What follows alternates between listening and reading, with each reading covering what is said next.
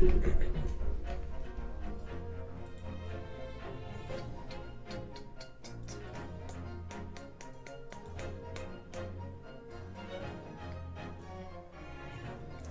see.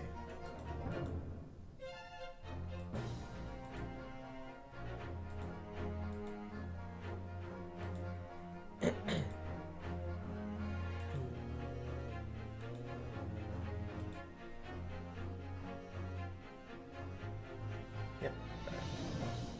It's crazy. Well, first of all, good afternoon, everybody, and I hope y'all are doing great. So ReZero, season 4 is coming out really soon, like a week or two. And they dropped the opening for it, and I'm not gonna hold you, I can't watch it because I don't want to get spoiled. I'm reading Arc 4 right now, and I don't want the opening looks so good, but I don't know, man. Like, I'm really excited, but I don't want to get spoiled. So, but I'm super excited. I'm super excited. Anyways, yeah, we're back with more Ace Attorney. Oh,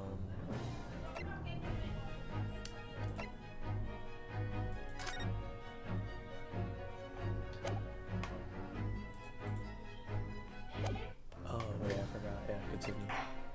That's where I'm supposed to be. There you go. But yeah, back with more Ace Attorney.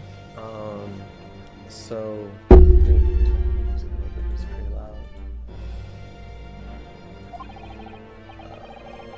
Options.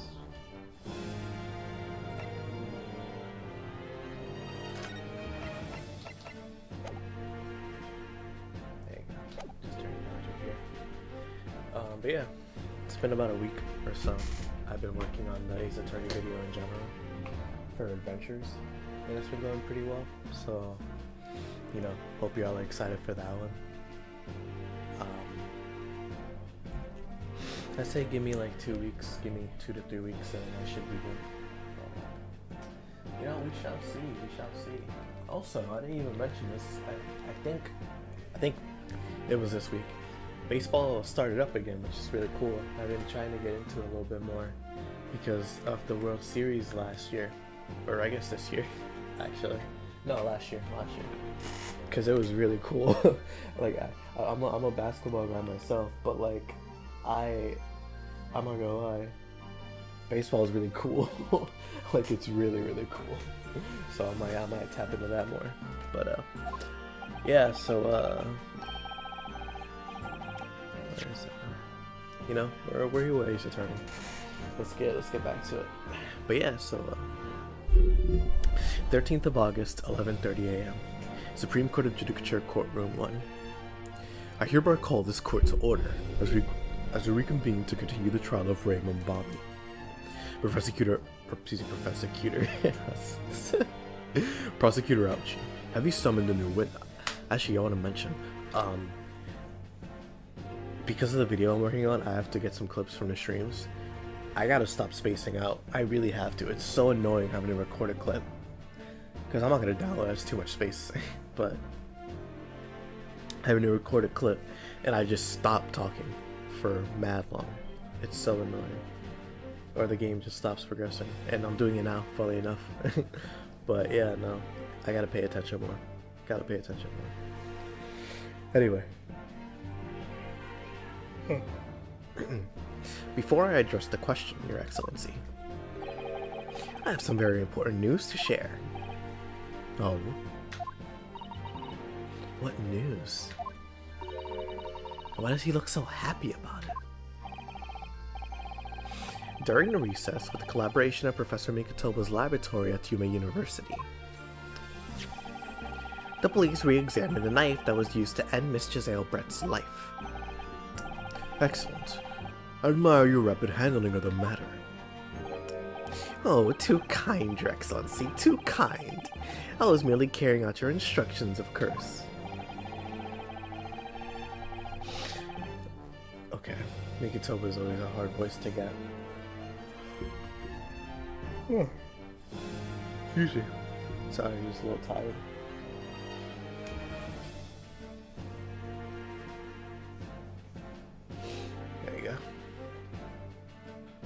I had the reagent delivered to the police headquarters by rickshaw, so it would be there in good time. But judging by the man's swagger, I feel we might need to brace ourselves for the inevitable. And, counsel, what were the results? This dagger, which was so cruelly used to end the life of the victim, has no trace of poison anywhere along its blade. What? Are you sure about that? How about stake the reputation of the police on it? Armed with the reagents, the test is extremely simple. They couldn't have made a mistake. A small knife from the scene of the crime was found in the victim's back. No trace of poison was found on the blade. There you go.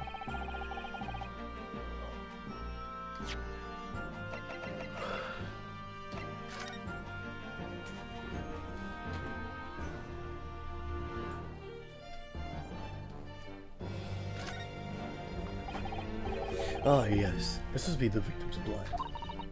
Oh dear. Blood is never a pretty sight, is it? Having to fight the urge to run it under a hot tap and just get it clean. You've always been fastidious about cleanliness, haven't you? I think this is something else, Father.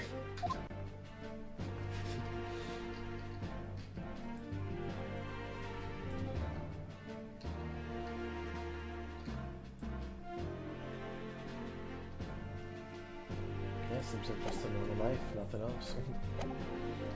Alright. In short, the accused's feeble excuse earlier has been utterly destroyed. I will destroy you. You will be eradicated. Now, the prosecution is ready to call the new witness. Ah, the newspaper reporter who managed to capture a photograph of the crucial moment. Good. Very well, officer. Bring in the witness. No trace of poison on the knife. But if that's really the case, how could the toxin have entered the victim's body? That is up to us to find out. Witness, please state your name and occupation for the court. Oh, okay, this one's difficult. This one's difficult. I gotta get a good voice.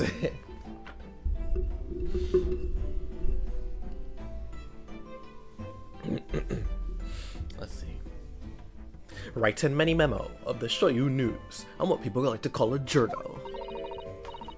What's a journal, Father? Do you know? It's simply a contraction of journalist. I'm there when news breaks, putting pen to paper to catch those scoops so they're in print the next morning.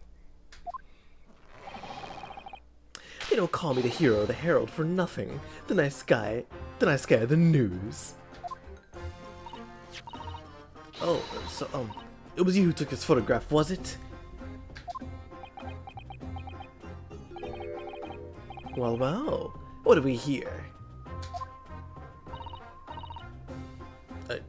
I'm sorry. Oh, brace yourselves, people. Many memos sent as a scooping offing. Female student up to foul play defended by curiously handsome young lawyer in Supreme Court. The readers will lap this up. We'll set it above the fold on a 72-point in a 5-leg format for the morning edition. Huh? Right then, let's start with your name. Oh, it's Ryutaru Naruhodo. Next, what made you want to become a lawyer? Well, I wanted to reform our country's legal system, I suppose. Ryutaru has suddenly become very ambitious, I see. I just borrowed Kazuma-sama's dream for a while. By the way, my name is... yeah, I want to change it a little bit, just for this one. By the way, my name is Taketsuchi Aochi. That's Taketsuchi Aochi. The so-called Dark Horse of the Supreme Court. My objections strike fear into every defense lawyer's heart. No, the readers won't buy that. What? Witness? Yes? What this court demands to know is whether or not you were responsible for taking this picture. It was delivered anonymously to the Imperial Police Bureau only yesterday. Yeah, I wouldn't be a journal if I didn't click quick when presented with a scoop like that, now would I? Sometimes stories call out to me. Sometimes I have to chase them down. By the way, you gotta be fast. Fast legs to run with, and a fast hand to write with. It's no good if you don't note it down, I always say.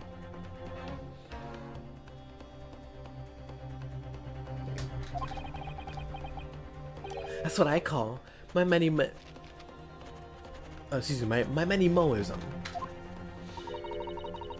Many moism?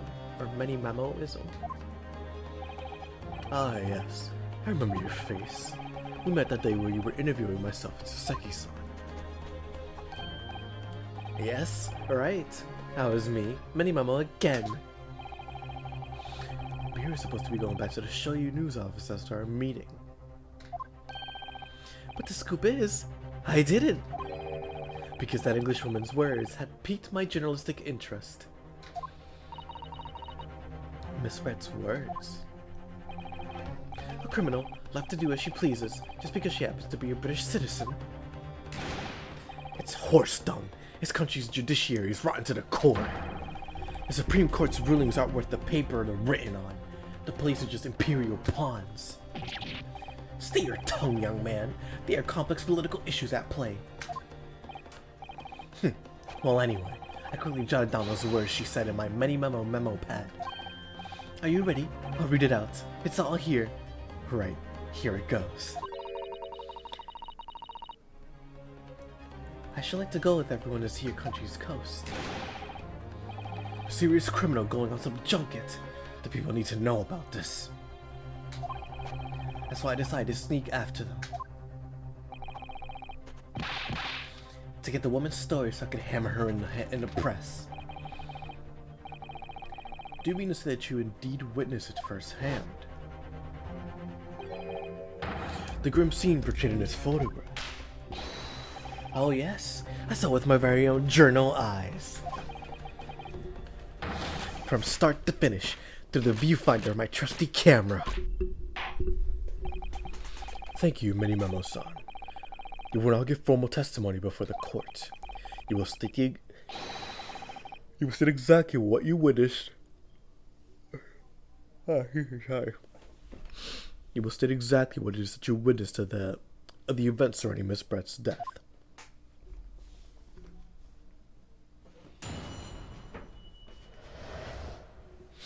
The camera never lies. The beach hut was made of shoddy old reed screens, so there was plenty of gaps I could see inside through. The Englishwoman was sitting on a stool when a student girl came in and started arguing with her. Seconds later, the girl pulled out a knife. Throwing the Englishwoman to the floor, she stabbed her in the back. My smoldering journal spirit burst into flames. Quick as a flash, I whipped out my camera ready to click. I pulled apart the rough weave of one of the screens and poked the lens through for a perfect shot.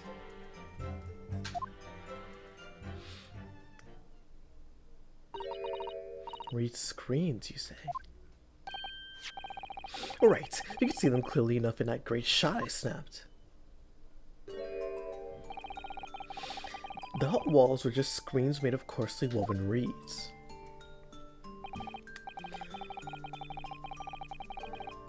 Oh, yeah. Yes, it allows the breeze to pass through and bring some relief from the summer heat. And it was a breeze for me to poke my screen through and see the whole thing hotting up.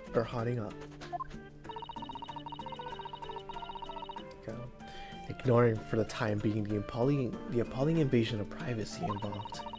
Did you witness everything that happened from the moment the defendant entered the hut? Oh yes, I saw it. I saw the whole thing from start to finish.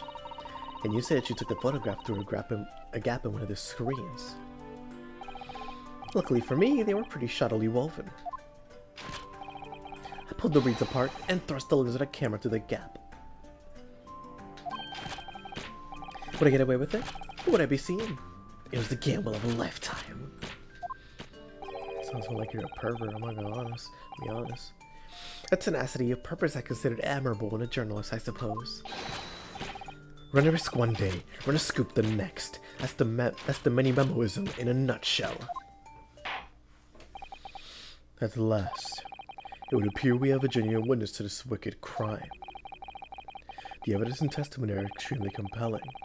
I believe we may be close to a verdict. No! Wonderful news, Your Excellency. Wonderful. Nevertheless, it cannot be denied. That testimony begs one very large question. What question? Exclusively a startling photograph, all the makings of an exceptional story for the reporter. Why then was the story never published? Oh, that's right.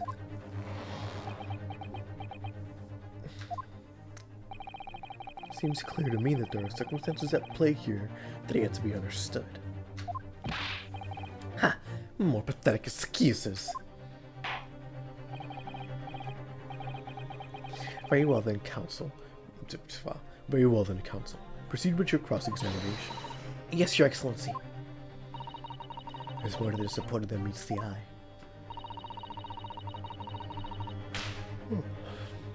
He's keeping something about this case very close to his chest. The camera.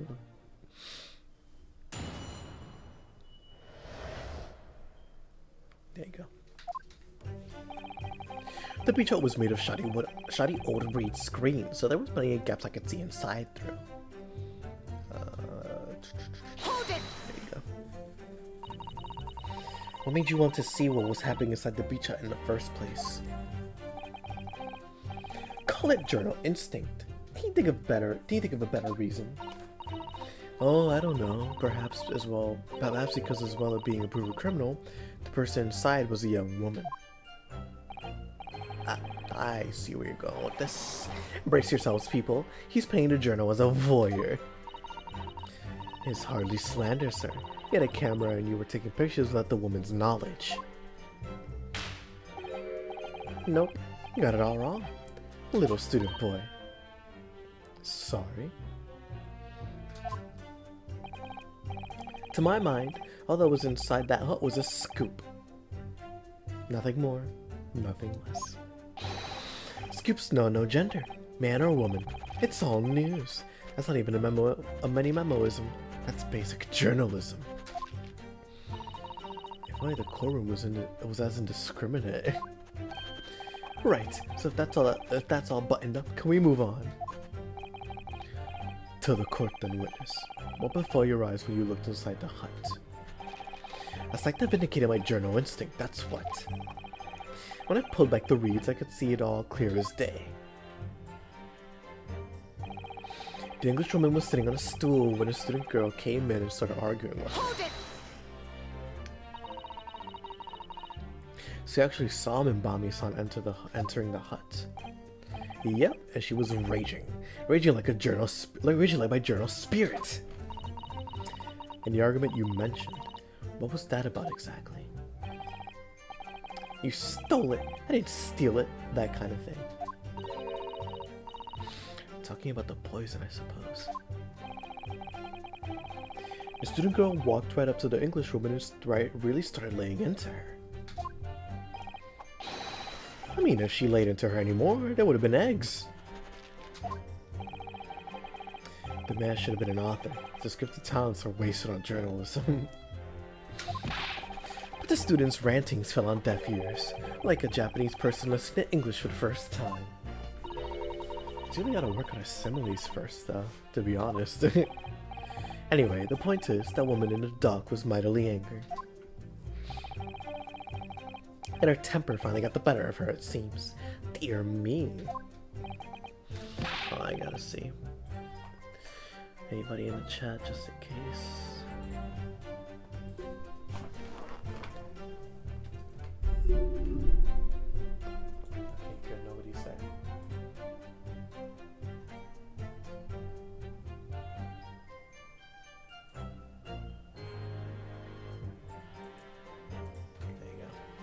which was the climactic moment I caught on film.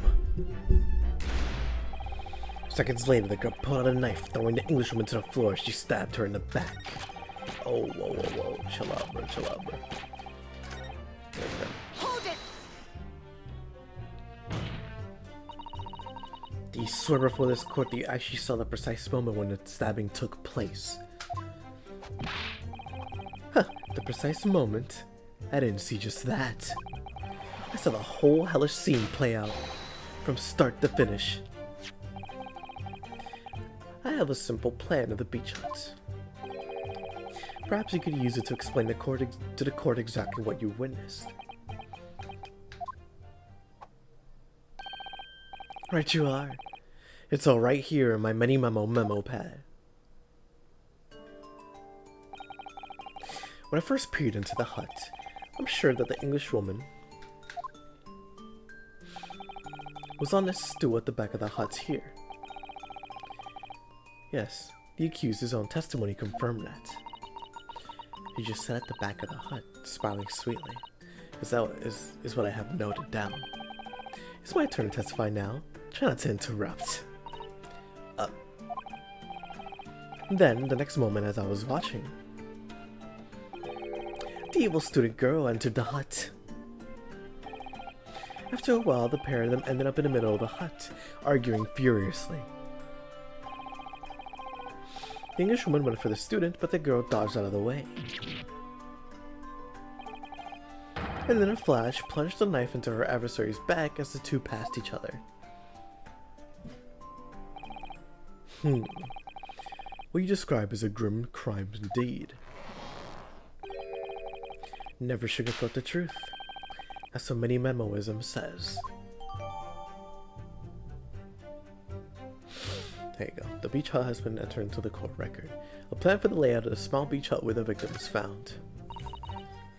By the way, Memo-san, whilst you were watching the terrible scene unfold before your eyes through the gap in the screen, did it not occur to you to try to prevent the tragedy rather than capture on film? Journals have to be observers. We can't get involved. How's there a reason to? It's French. I never seen this before. Let's see. How do you pronounce this? Reason for being. I see. That's a raison d'etre. So you didn't converse with Miss Brett at all? Obviously not. An observer always remains, on the outside looking in. That's something to be proud of, is it? Your Excellency, if I may. Yes, Professor? I think the witness's last, expertly phrased statement should perhaps be added to his formal testimony. Father, what are you... I will grant the defense's request. Memo-san, you will supplement your formal testimony with the affirmation statement. Well, nihilism is the foundation of many memoism, but I'll gladly prove that my words are meaningless.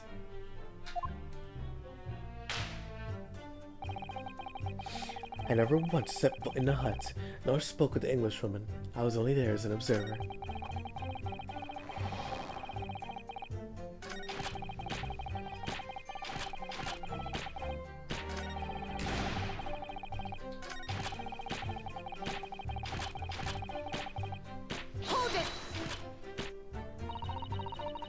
The court is fully aware of your desire to capture the incident on film, I'm sure.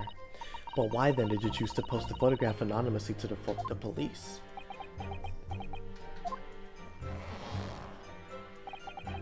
I'm afraid I don't understand a word is coming out of your mouth. I'm asking why, as a journalist, did you decide not to make a story out of the incident?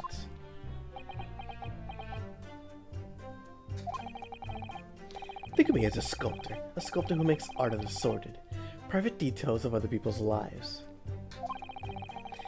But I never discuss my own personal life on principle. I mean, that's basic Memo-ism. It's not something to boast about.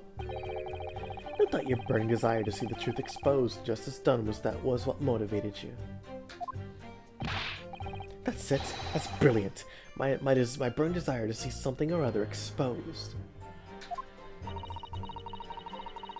There has to be a good reason why he didn't think to write an article about what he saw, though.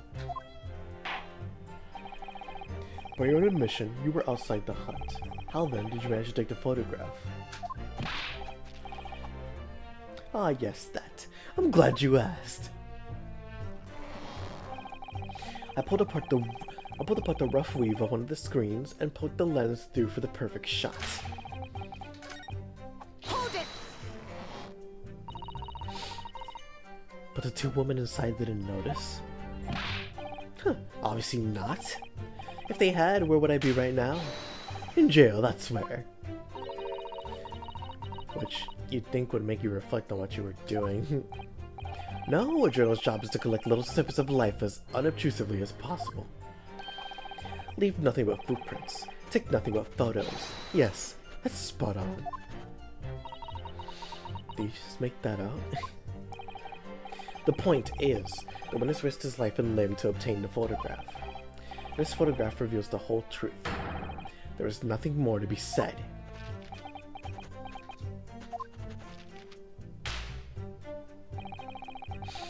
I never once set foot into the hut, nor spoke with the Englishwoman. I was only there as an observer. Hold it!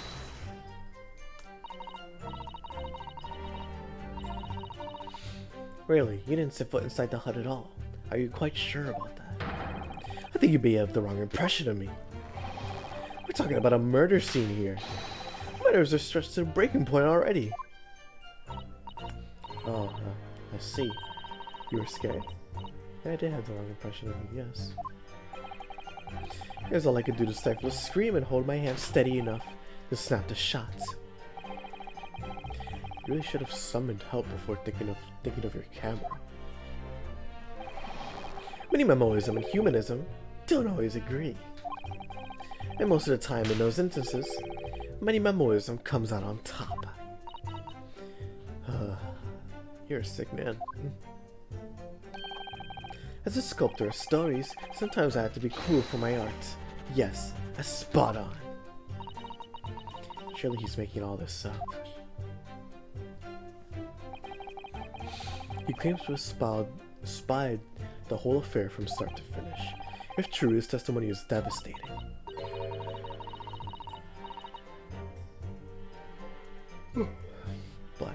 But it does seem as though he's holding something back, doesn't it? That's how you feel. I suggest that you trust your instincts and press him on everything you said. As you've no doubt done many times before in your roles of judicial assistant. Yes, I have. I see witnesses like this pressed often. I know exactly what to do.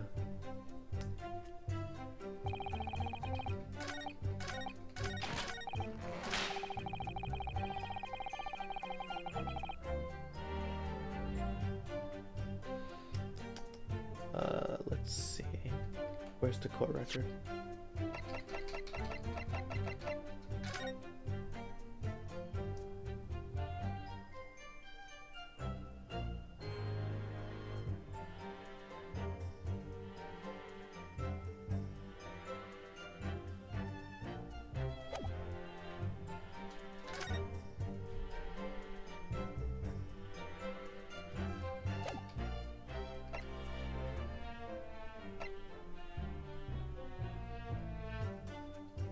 Ooh.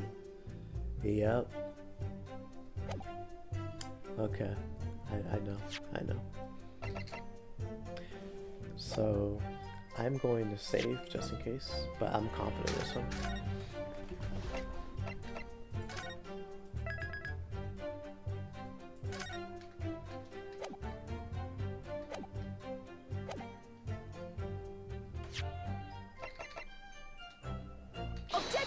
Yeah, I was right. Many memos, son. Until now, I've had a firm belief that newspapers are in the business of uncovering and publishing the truth. You're spot on there. The press doesn't lie, which is why I'm proud to wear the emblem of the Show You News on my arm. And in a way, that's more many memoism. Sadly, though, seems the journalists who write for those papers don't always show the same passion for the truth. What are you suggesting with that recriminatory word? Wow, excuse me. Goodness, what are you suggesting with those recriminatory words, Counsel? Many Memo-san, do you recognize this fountain pen? This pen was found at the scene of Miss Brett's death. In fact, the murdered victim was gripping it in her hand as she died. What are you? If you look at the barrel of the pen, you'll notice that its owner's initials are engraved there. R.M. Yes, thank you for bringing that up, Counsel. The initials of the accused, Rei Membami. Is it a coincidence, I wonder, that your initials are also R.M.? No. Writing Many Memo, R.M. That's horse dung.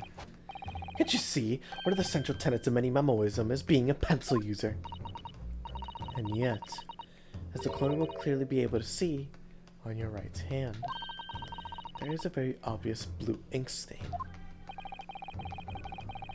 It would appear that you must have rather carelessly left it somewhere recently. Your favorite fountain pen, that is.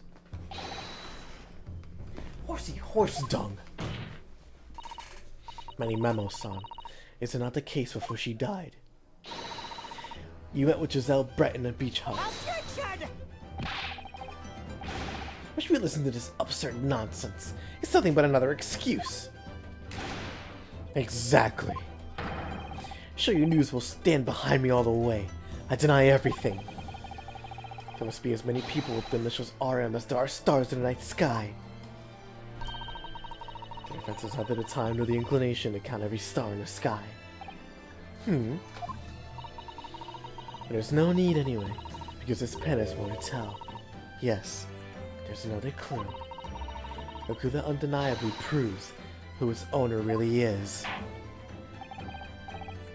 In that case, Counsel, the defense will now show the court where the alleged clue lies. Of course, Your Excellency.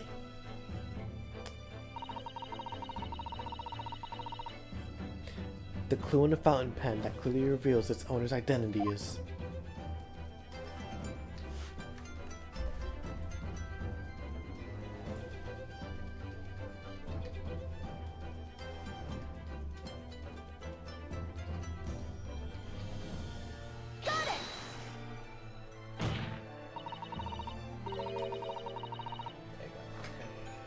As well as the initials, there's also an emblem on this fountain pen. An emblem that will of course recognize Many Memo-san. Can't make it more obvious. Goodness me, it's the emblem of the Show You News. In other words, the owner of this pen is an employee of Show You News, whose initials are RM. Suddenly the stars in the night sky don't seem so numerous, do they? Well, Many Memo-san, how do you respond? No.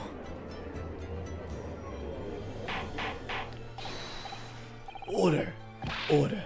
Explain yourself, witness.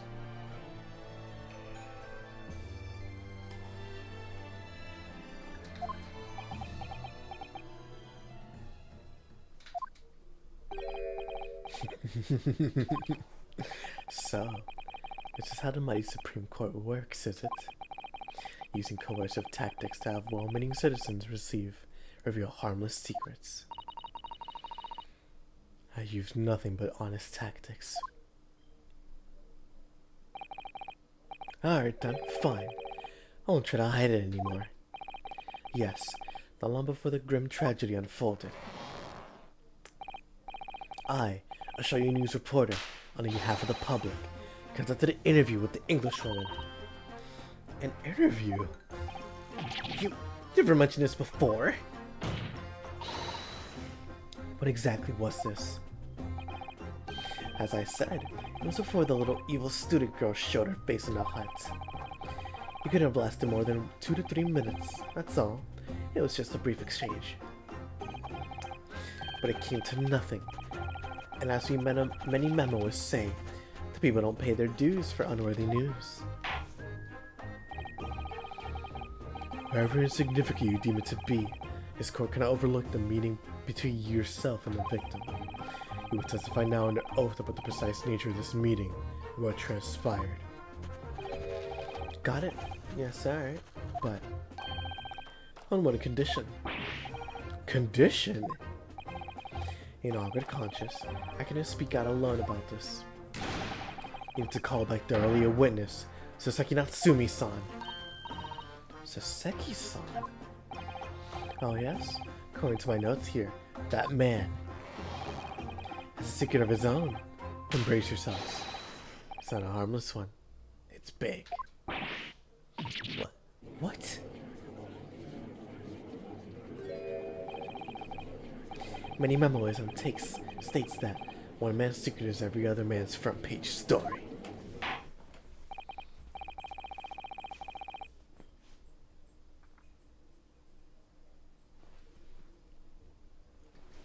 There you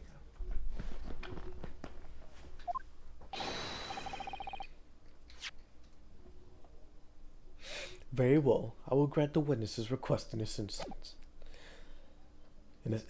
Excuse me.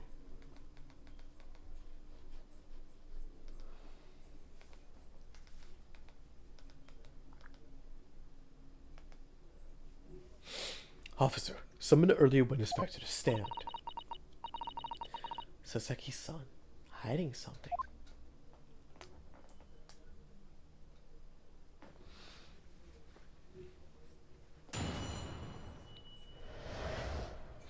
The witness's secrets. I asked the Englishwoman for an interview, but she declined, so I left the hut without making a fuss.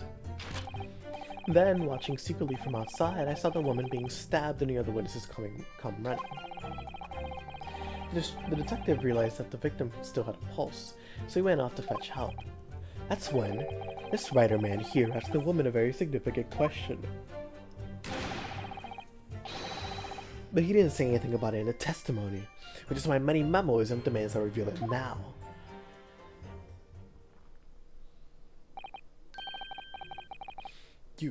You mean to say the victim regained consciousness?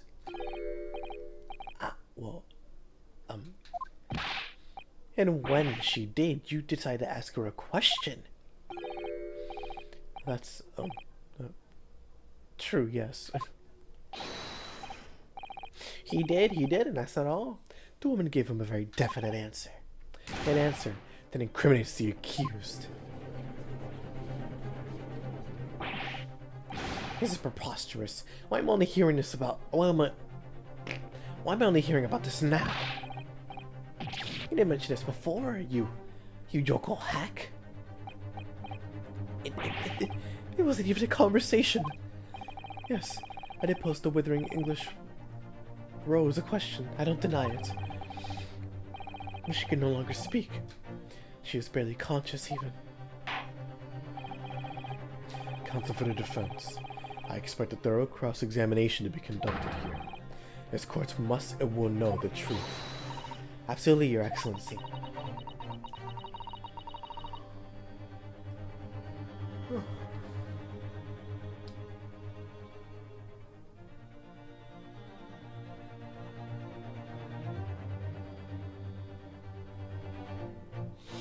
go. The reporter is claiming that Miss Brett implicated Rei somehow. What on earth could have happened in that hut?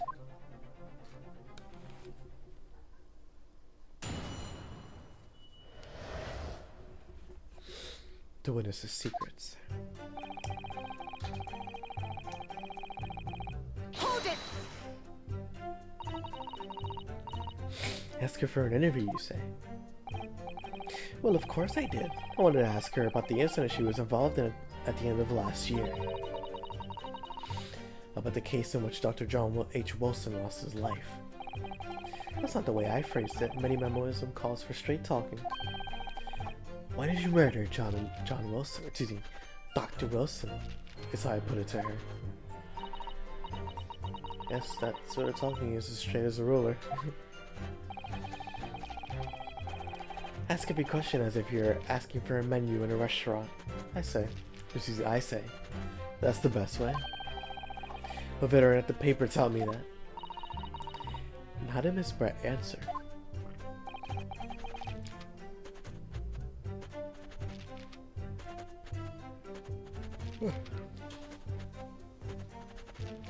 With one simple phrase. Mystery is a woman's charm. Ooh, that told me. So I waltzed right out of there. Really? Something about that doesn't quite seem to fit together. You leave every room as if you're waltzing into a dance hall, I say. It's the best way. A veteran at the paper taught me that. Then, watching secretly from outside, I saw the woman being stabbed and the other witnesses come running.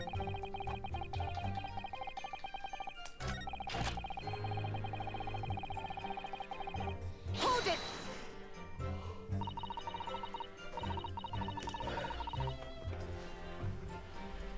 That was very persistent of you, considering Miss Brett had just turned you away. Persistence wins the prize. Any many memoirs will tell you that. Let them think you've left. Then just when they lower their guard, that's when you swoop in for the scoop. And the fruits of your labor are all too apparent in this telephotograph. Though I'm sure the young yokel student would rather not be reminded of this damning evidence.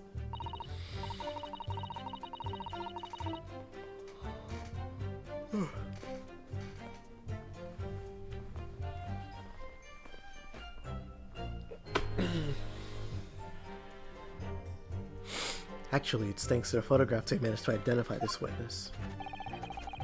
And now that you found me, I'll tell you whatever you want to know. I got nothing to hide. I'm sure. I'm sure. Please do go ahead, witness. The court is eager to hear what you have to say. Try to stop me. There's a story to tell here, I'm going to tell it.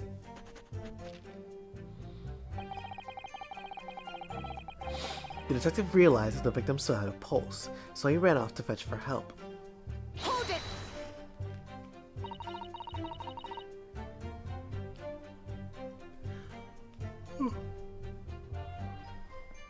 Well, I'm so tired.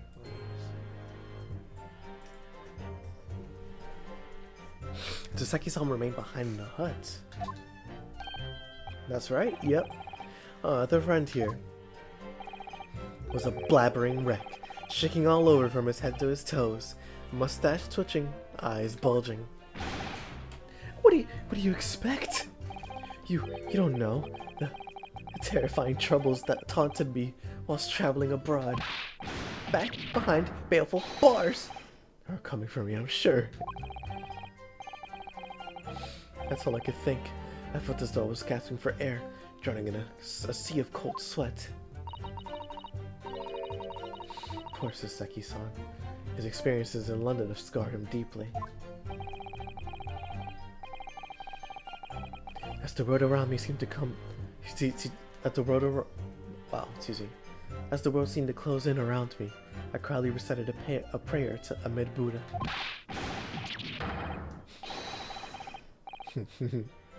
Eternal emptiness, empty eternity. The end is coming for me, surely.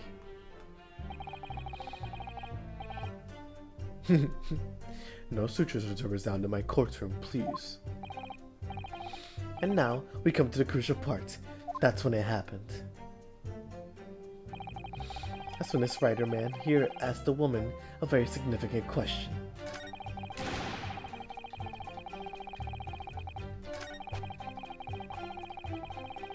Hold it!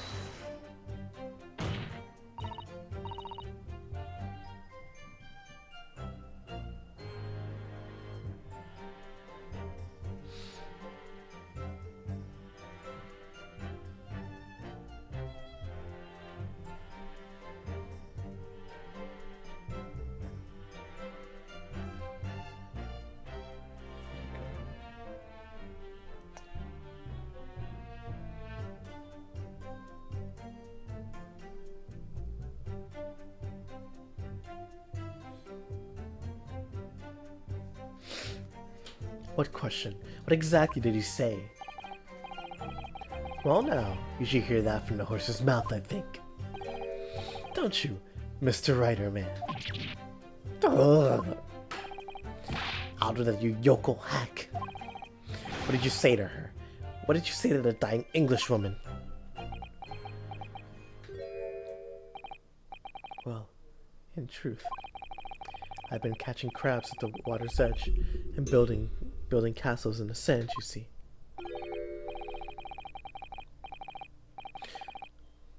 Well, the seaside is a place to be at leisure, I suppose, even for a grown man. But then all of a sudden, from a little beach hut, a young girl's panic-stricken cries for help pierced the air. Ray. I ran up to the beach to see what was happening, to find a defendant leaving over the collapsed victim. As soon as Inspector Osanaga saw my spreads on the ground, he sprinted off to get help. And then, just a moment later, I heard a faint moan, a moan from the dead Englishwoman. I nearly jumped out of my skin. But what did you ask her, Saseki-san? I asked her, who did this to you? Don't protract this any longer. How did the woman respond? She didn't. She said nothing in response. But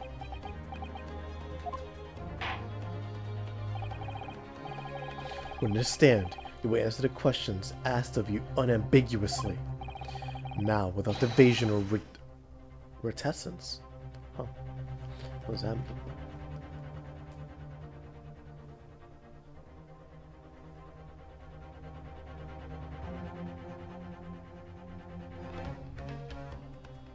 I see. Okay. I demand that you amend your testimony. I will!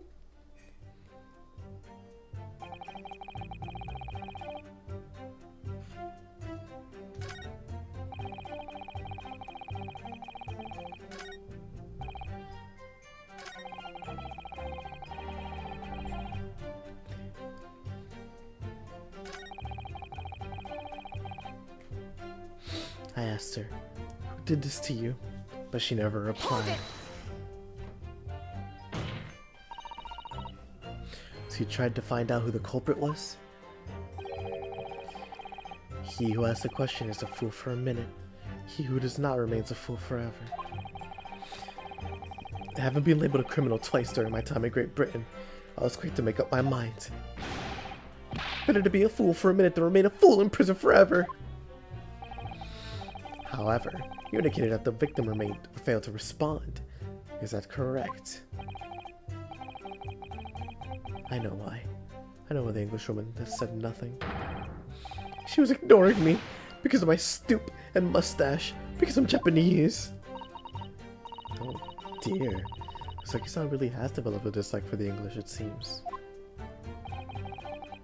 Having read the report on his time in Great Britain, I can't say I'm surprised at his xenophobia.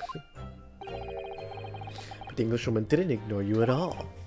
Did she, Mr. Writer Man? Well, yes, alright.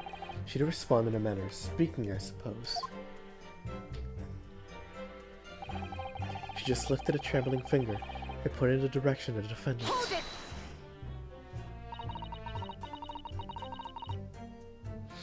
Miss Brett pointed a finger at the defendant. Saseki-san, is that really true?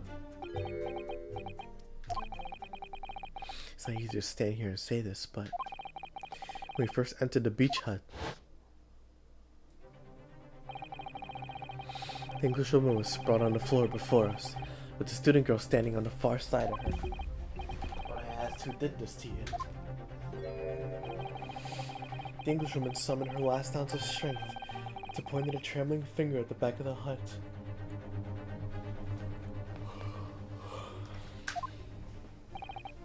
Which was, it can't be denied, the direction of the student girl who stands accused today.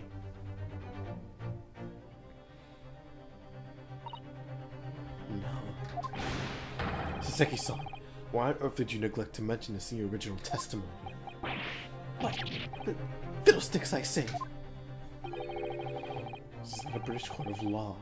You will respond in Japanese. Yes, of course.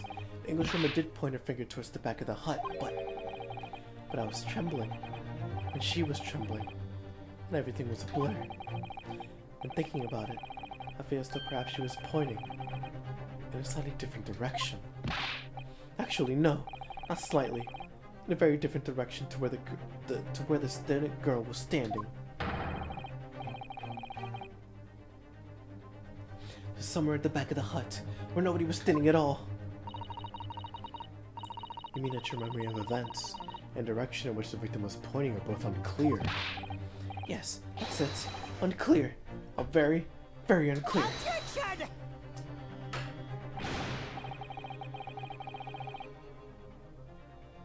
Your Excellency, surely this proves the matter beyond all reasonable doubt. Yes, the woman may barely have been conscious, and yes, perhaps her finger wavered slightly. But there can be no doubt that this is an attempt by the victim to confirm the identity of her assailant. Why? Because as the court can see, there was no one other than the accused in the direction the victim was pointing. It's now abundantly clear that no one besides the accused could possibly have committed this crime. I am inclined to agree. In the absence of any credible arguments to the contrary, I believe we now can conclude this trial. No. The headline's writing itself. Dashing lawyer's hopes dashed. 92% or 92 point across the whole page. We'll do an extra edition. This is a serious blow, Susato.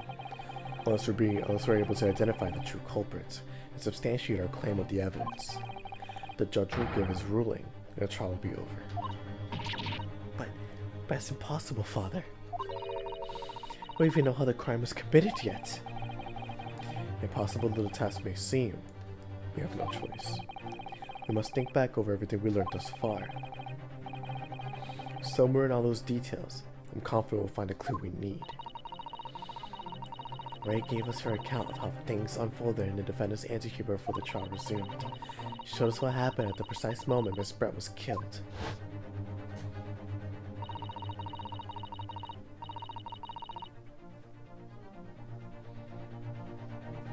The Englishwoman was sitting at the back of the hut, listening to what I was saying. And then a moment later, she suddenly got to her feet before collapsing on the floor in front of me, with a knife in her back.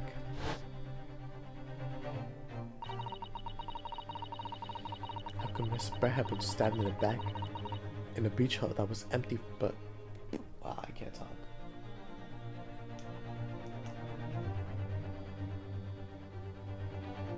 How could Miss Brett have been stabbed in the back in a beach hut that was empty but for her and herself? But herself and Rei. Somewhere amid all the information we gathered so far, so we need an answer to that question. I take it then, the defense has nothing further to add. So the gallant yokel student's luck finally runs out. I can't say I'm surprised.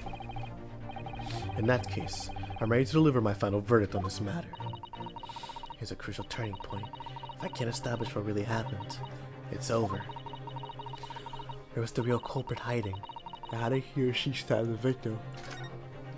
Yeah, I know. Objection!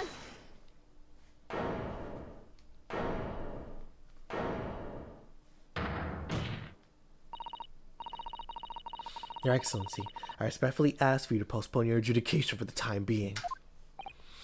Oh? To what end, counsel? The defense would like to present the courts with an alternative theory. An alternative theory that could explain who the victim was actually trying to implicate with her dying gesture. Objection! An alternative theory? Huh. None exists. Objection! There was someone else present at the scene who could have committed this crime. What? And the victim, Miss Brett, tried to reveal who it was to those around her at the time. By mustering all her remaining strength and putting a trembling finger in the killer's direction. This is fiction, fantasy. Very well. Oh, goodness. As you seem so sure of yourself, Counsel, I am prepared to hear your alternative theory. So, young Ryutaru Naruhodo. Yes, Your Excellency. You will present your latest theory to the courts by means of this plan. At the moment the victim was stabbed, where exactly you were proposing the culprit was concealed?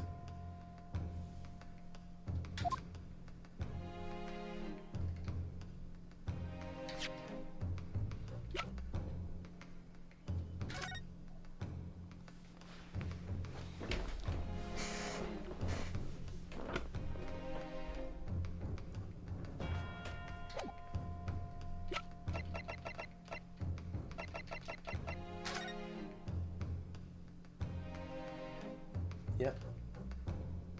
Yep.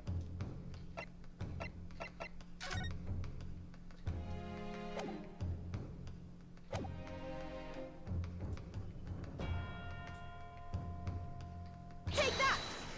Has to be here. The true culprit was in this area. There, Counsel.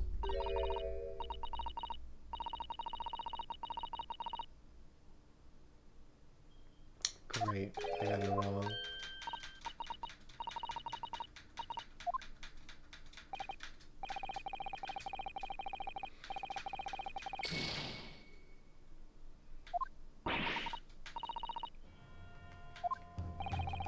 Alright, let me read it. Let me read it.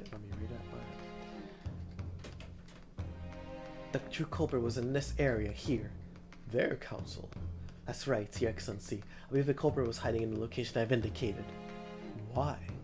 Oh, well, that's rather hard to say. Clearly this particular theory needs no further consideration, given your wide-eyed look of alarm. Oh dear, I chose poorly. I suggest you begin by considering where the victim was in the moments leading up to her death. Yes, of course. Perhaps you'd care to identify a more credible location, Counsel. You will present your latest theory book.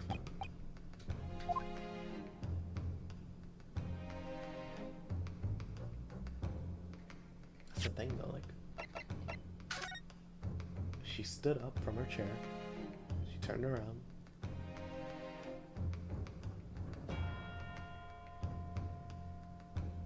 Yeah, like, where else could it be? It has to be somewhere here.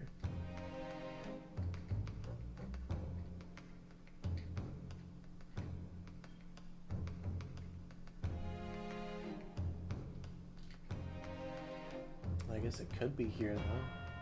Maybe. Take that!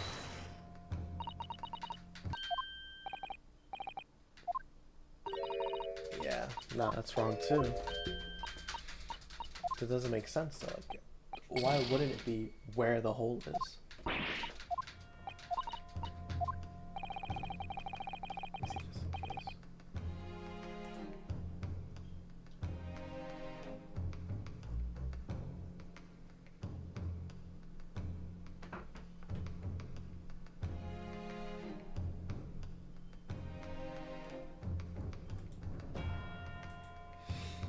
There you go. Alright.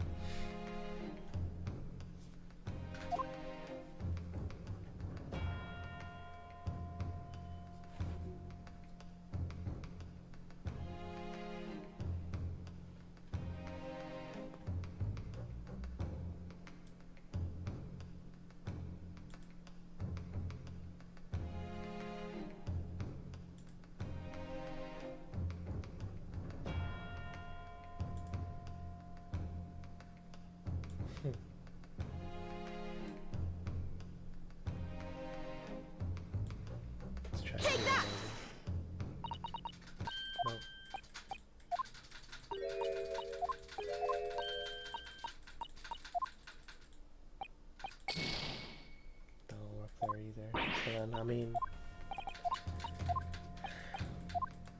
if that's the case, then maybe here, maybe just Rei wasn't in the room. Take that! Yeah, wasn't there either.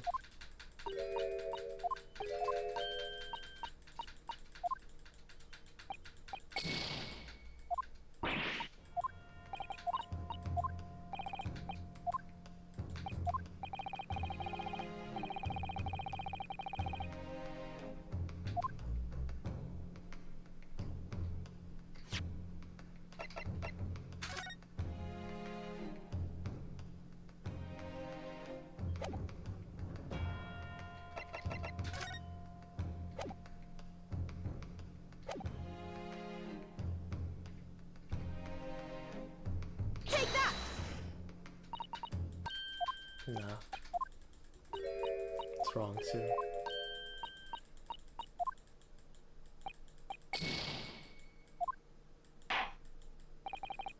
That will do. I am now satisfied that no reasonable doubt remains in this matter. The defense has consistently failed to refute adequately the assertions of the prosecution. Therefore, I hereby pronounce the defendant Rei Mumbami guilty. Court is adjourned.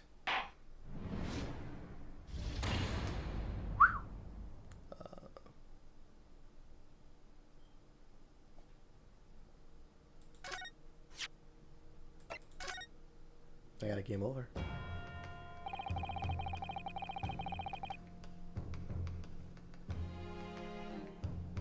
Where am I supposed to be looking? I generally don't see.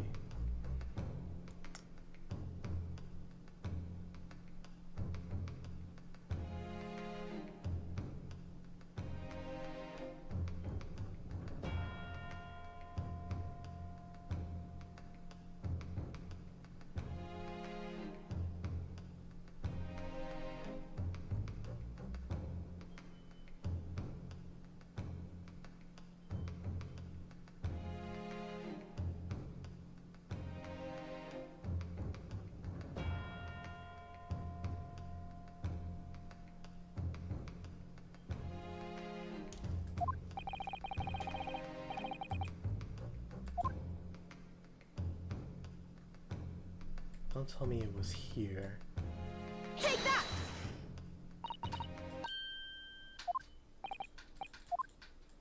No.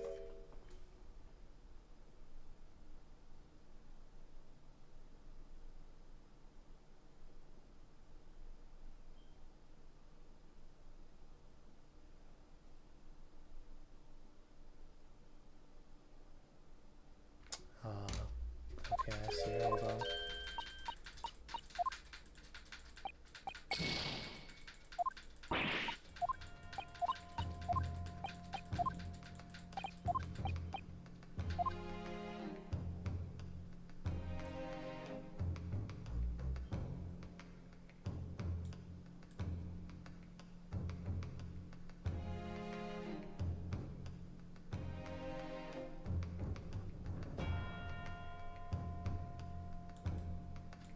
Take that!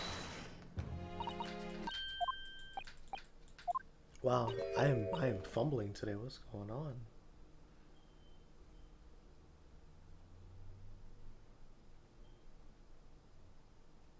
I'll be honest. After the game over, I just looked it up. But even then, it's not. I'm not getting it right.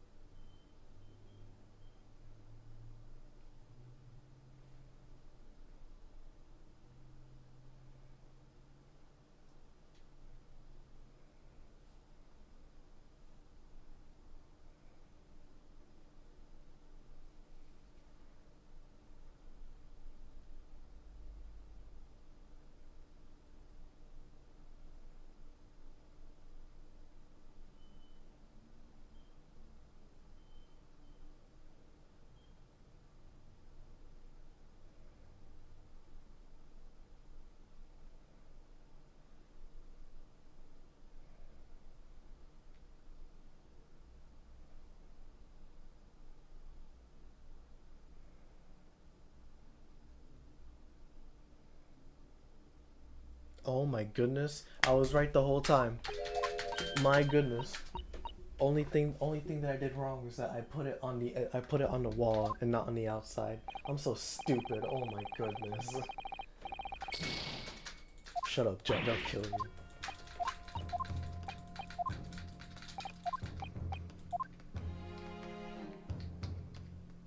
Take that!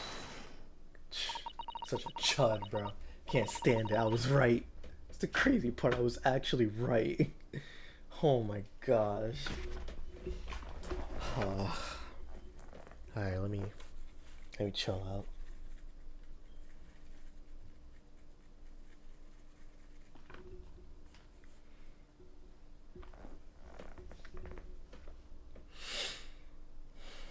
Alright.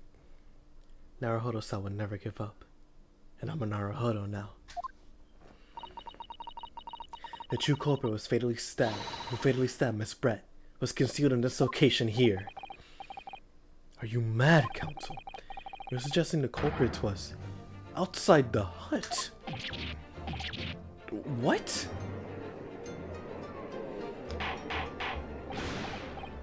Order. But student lawyer Naruhodo-san Esquire. That makes no sense at all. You just pointed out the exact spot where I was hiding to get my scoop snap. But I didn't see any suspicious individuals floating about. I can swear to that. Obviously, the culprit had been outside the hut. There was no way that he or she could have stabbed the victim who was inside the hut. Actually, Prosecutor Ouchie, there is a way. And, in point of fact, the defense can provide the evidence strongly suggesting that this is precisely the way Miss Brett was killed. You're bluffing. You're bluffing, you yokel. The defense's assertion is clearly too fantastical for the court to comprehend. You need to give us more guidance, Counsel. What piece of evidence corroborates your theory that the victim was stabbed from the outside of the hut?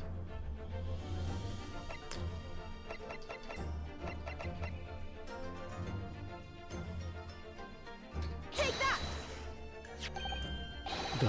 The original photographic print of the crime scene. Yes, it's clearly visible in this print.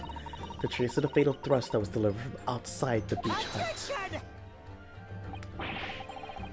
Do you take us for fools? There's no hint of any such thing. I'm not sure that everyone present would agree. Someone, at least, appears to have noticed what it is that I'm referring to.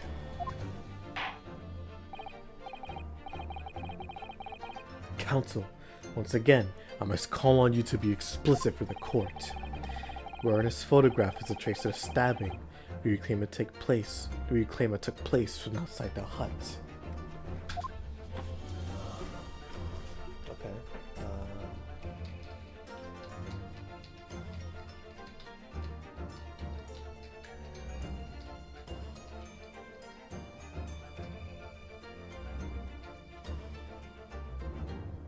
Take that! Look closely just here. In a screen at the back of the hut, you can see the effects of a blade having been forced through the reeds. What? No, I can't. I can't see any such thing. The shooter at the hut in question had 4 walls as you'd expect. However, by parting the reeds, a knife blade could easily penetrate through them.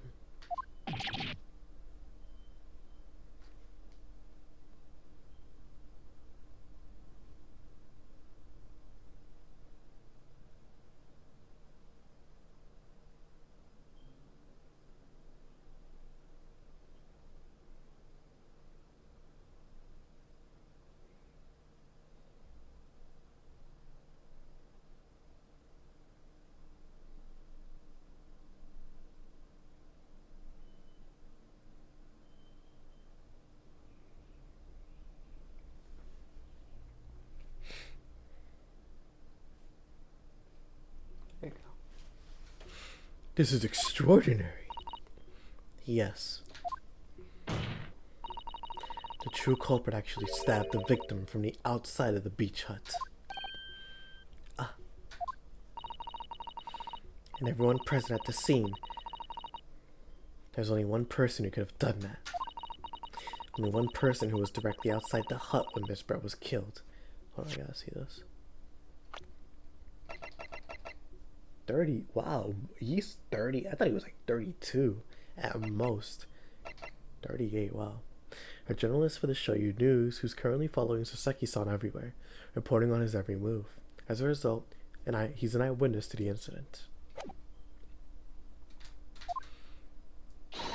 Writes him many memos, son. It could have only been you. Objection!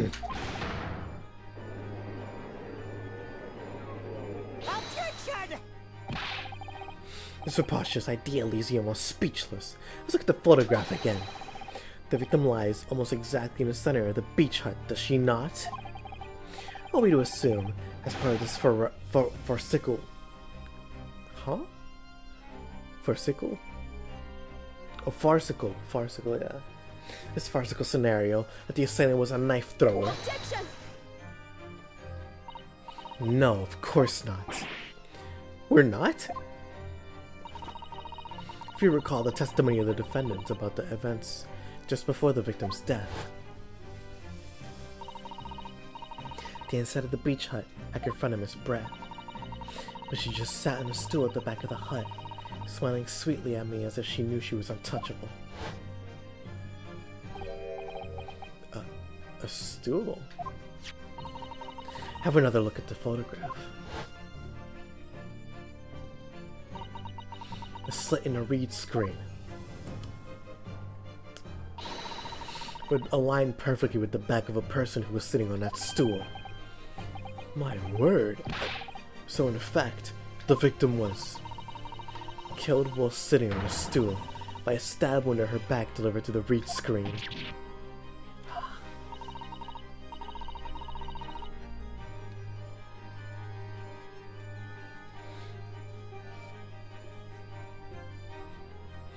Having been attacked, Miss Brett rose to her feet instinctively, but then, unable to speak, she collapsed on the floor in the middle of the hut, before the defendant and Bami-san's appalled eyes. And that, Your Excellency, is the truth of what happened on the beach that day.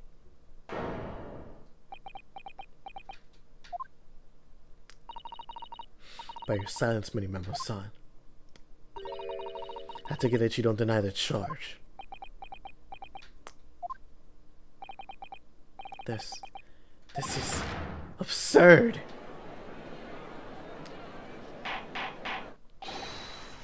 That will do.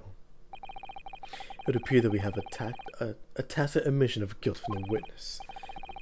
Accordingly, this court has successfully established the truth of this matter, which means that the defendant, Membami-san, is innocent of the crime.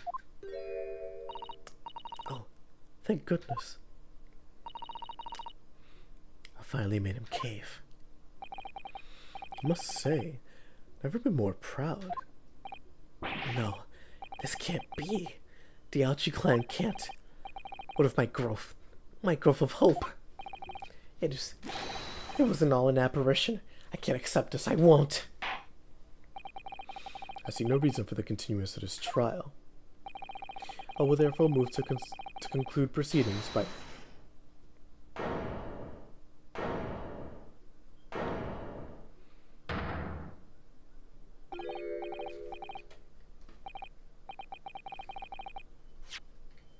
There you go. Proceedings by delivering my final verdict and... Well, this is all very convenient. This is how the highest court in our mighty empire delivers justice, is it? Suppressing well-meaning citizens' freedom to speak and branding them as criminals. But we've established that the victim was stabbed from the outside of the hut to the reed screen walls. And no one but you was in a place at the time to have this hand on the hilt of the blade. It's a perfectly logical deduction. So, your argument hinges on the location of whoever stabbed the Englishwoman, does it? Well, seems a little irrelevant now. Irrelevant? where she was stabbed, how she was stabbed. It doesn't matter. I mean, whether she was stabbed at all makes no difference, if you think about it. After all, the trial's already shown the whole thing hinges on something else.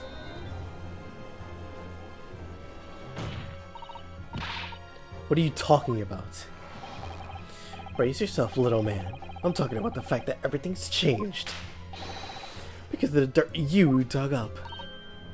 What? Enough obscurity. Explain yourself, witness.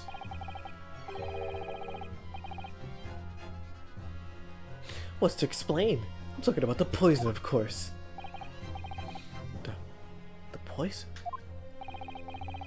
Let's ask the professor for her comments on the situation, shall we?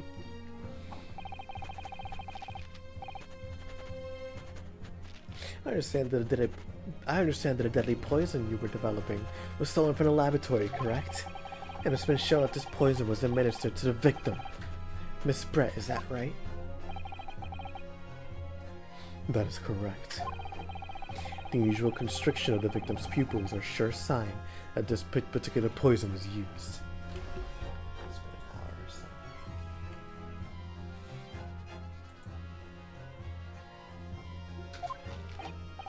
I see. So, presumably that means that the victim already had the poison in her body before she was stabbed.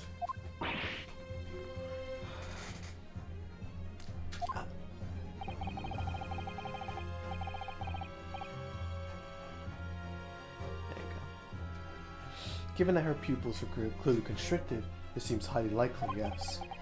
If she had been dead already, the poison could not have circulated in her body.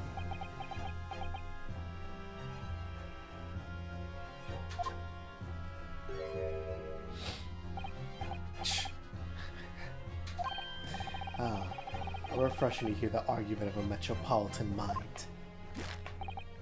Precisely. It matters not a jot who stabbed whom and who's back with. Jeez, wow, I can't talk today. It matters not a jot who stabbed whom and whose back and with whose blade.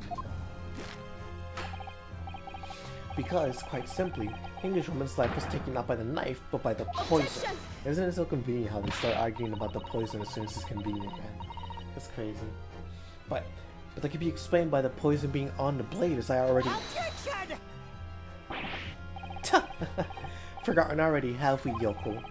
During these very proceedings, the laboratory of the professor at your side assisted in proving that the blade of the weapon used to attack the victim had no traces of poison on it whatsoever. It wasn't the blade. It wasn't the blade. Let me get down to this. Let me get this down. The facts, as skillfully established by the defense in this trial, turns out to be a headline-making red herring. Is that about right? I don't know what happens that forces them to hit the back of the banister that hard. Like, they're getting launched.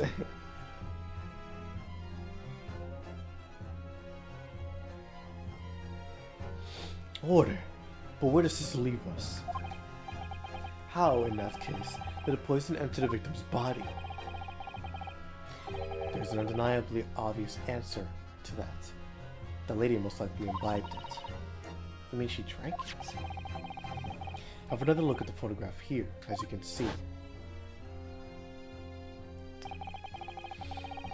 A bottle of carbonated water and a glass have been knocked onto the sandy floor of the beach hut. The poison could have been slipped into either. Oh, that is true. No, he's right. The knife was the weapon.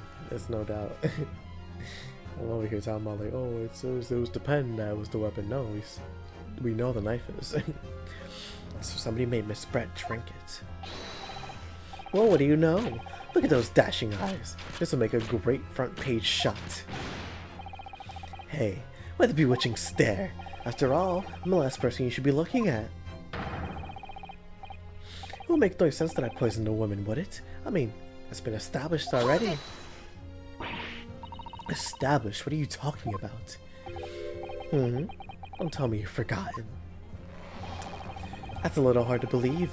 given that the person who established it was you. Me? What if does he mean? Oh, let me capture those wide eyes. This is a prime press fodder, this is. It would seem that this trial is not destined to end yet after all.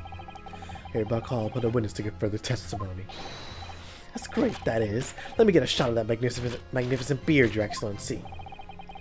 You claim it to be impossible that you were the one responsible for administering the poison to the victim. You will explain to the court in your testimony the basis upon which you make such a claim. I'm a jam. I'm a dickhead.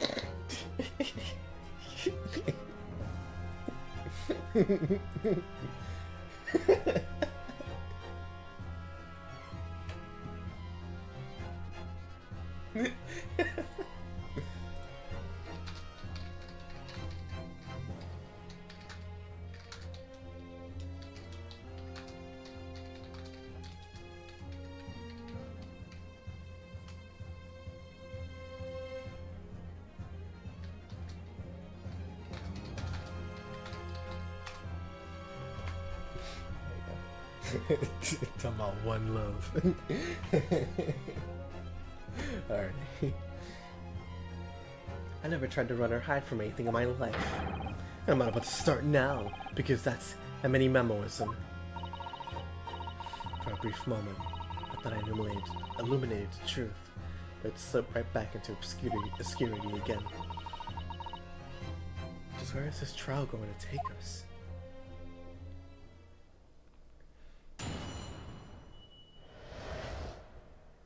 Complete innocence. Oh yes, I stabbed the Englishwoman. It's that very fact that proves I'm innocent. Because why would I have bothered to stab the woman if I already poisoned her? When I heard the student girl and that pompous English murderer arguing, it got my goat. If the courts weren't going to punish Brett for what she did, someone else would have to see justice done. Oh, well, that's very short. So, you admit it then, that everything happened as I described. That you were the one who stabbed Miss Brett in the back to the reed screen. You can blame this miserable country of ours.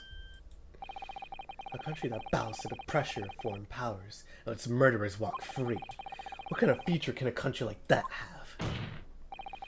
That's why I did it. I did what our pathetic leaders didn't have the guts to do. Slap bang in the middle of that charming lady's back, I plunged a blade of sweet justice right in there.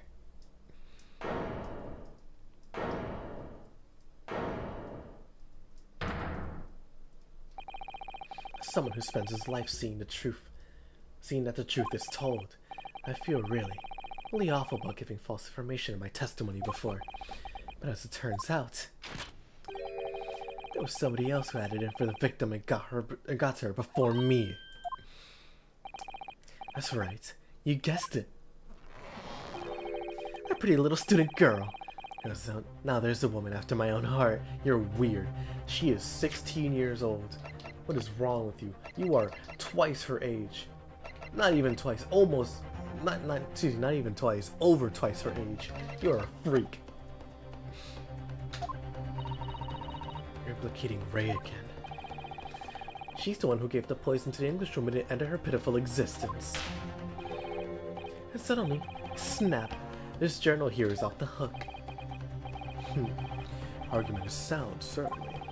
If the witness had administered the poison himself, he need only have waited for it to take effect.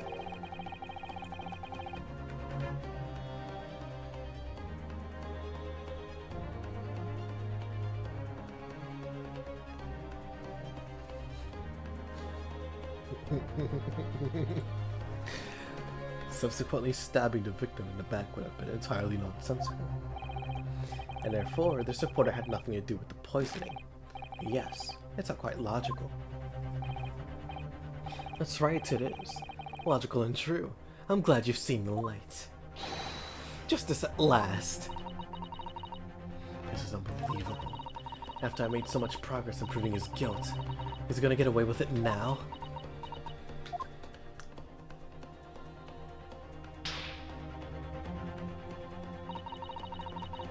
Think of Kazuma-sama and Naruhodo-san. They never stopped looking for a way forward until the judge's final gavel. Very well then, counsel. Proceed with what I assume to be your final cross-examination in this trial. Yes, Your Excellency.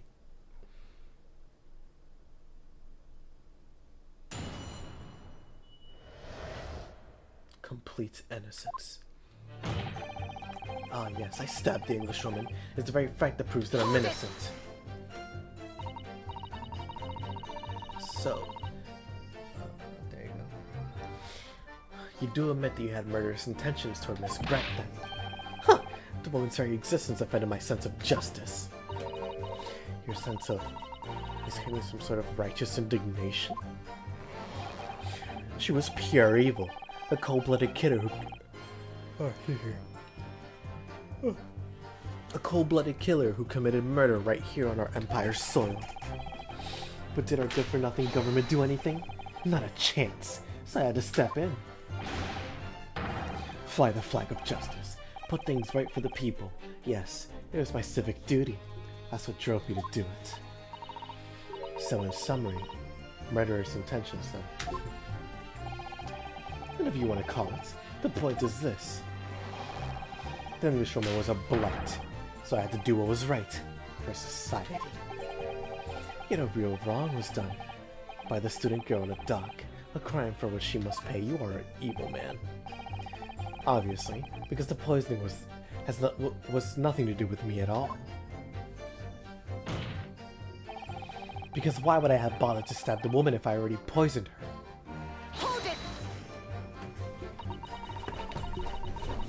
So you still maintain that you didn't give the poison to the victim? Obviously.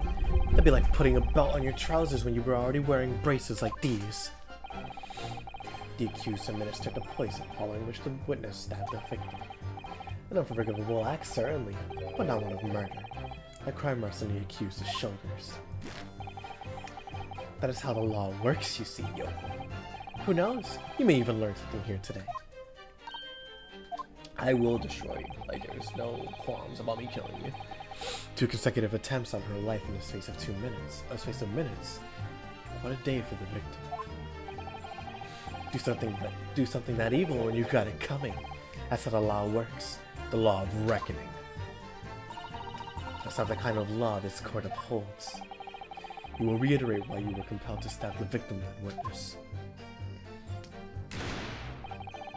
When I heard the student girl and that pompous English murderer going or arguing, it got my gut.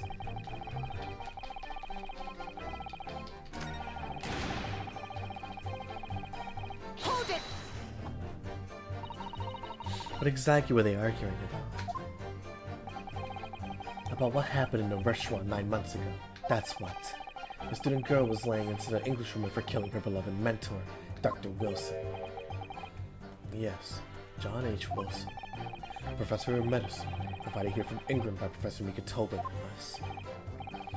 Right, but the Englishwoman just jeered. I gotta put you in the playlist real quick, actually, I just realized.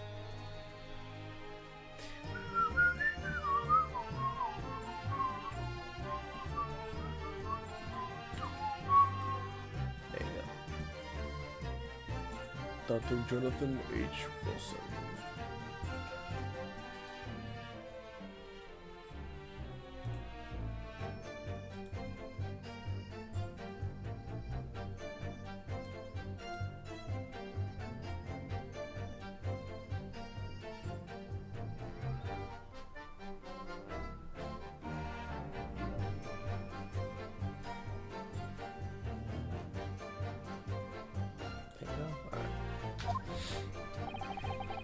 Her case is to be heard by the British consular courts in Shanghai.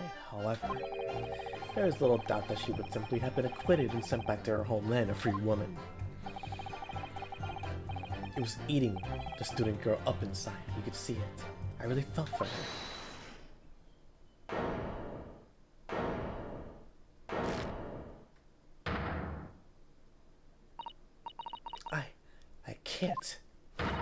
I can't stand here and listen to this tripe.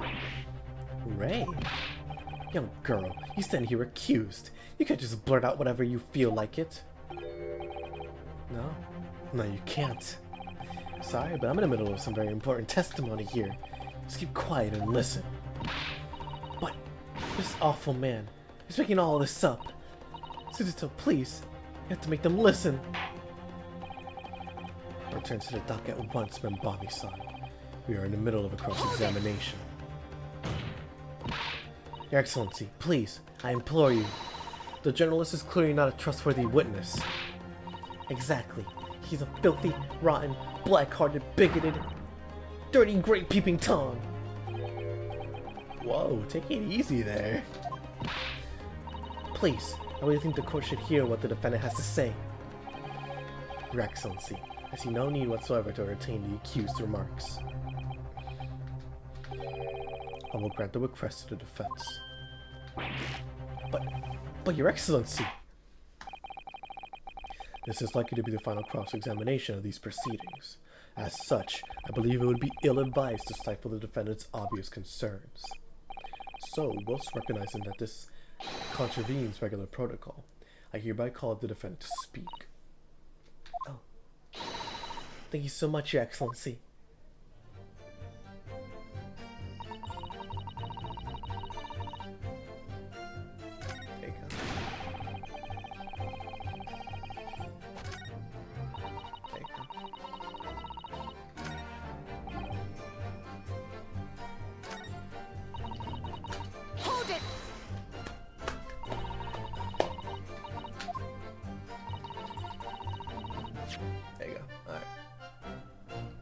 It was nothing to do with Dr. Wilson. We were discussing a stolen poison. The stolen poison that killed the victim, I mean. I suspected her of being the one to steal it. I mean, just think about how she killed Dr. Wilson. That's true. Additionally, Miss Breck certainly had the knowledge of the blue poison. But surely it would be no easy task to steal a highly secret toxin being developed for the government. Indeed. All visitors to the laboratory are thoroughly searched when they leave. Even if the thief managed to avoid being seen by myself or a colleague, getting the poison out would be very difficult. That's true. I pestered Professor Mikotoba until he agreed to show me the poison when I visited his laboratory. But as I left, I was searched from top to tail. Miss Brett rather bluntly revealed the existence of the toxin we've been developing, you see. And since Sasaki-san expressed such a great interest in it, I felt unable to refuse. Obviously, I gave nothing away, other than the fact that it was an extremely potent substance. I'm very ashamed of myself. It's just that I had singularly terrible experience with a deadly poison. I wanted to look at my old enemy in the eye. Surely you can understand that.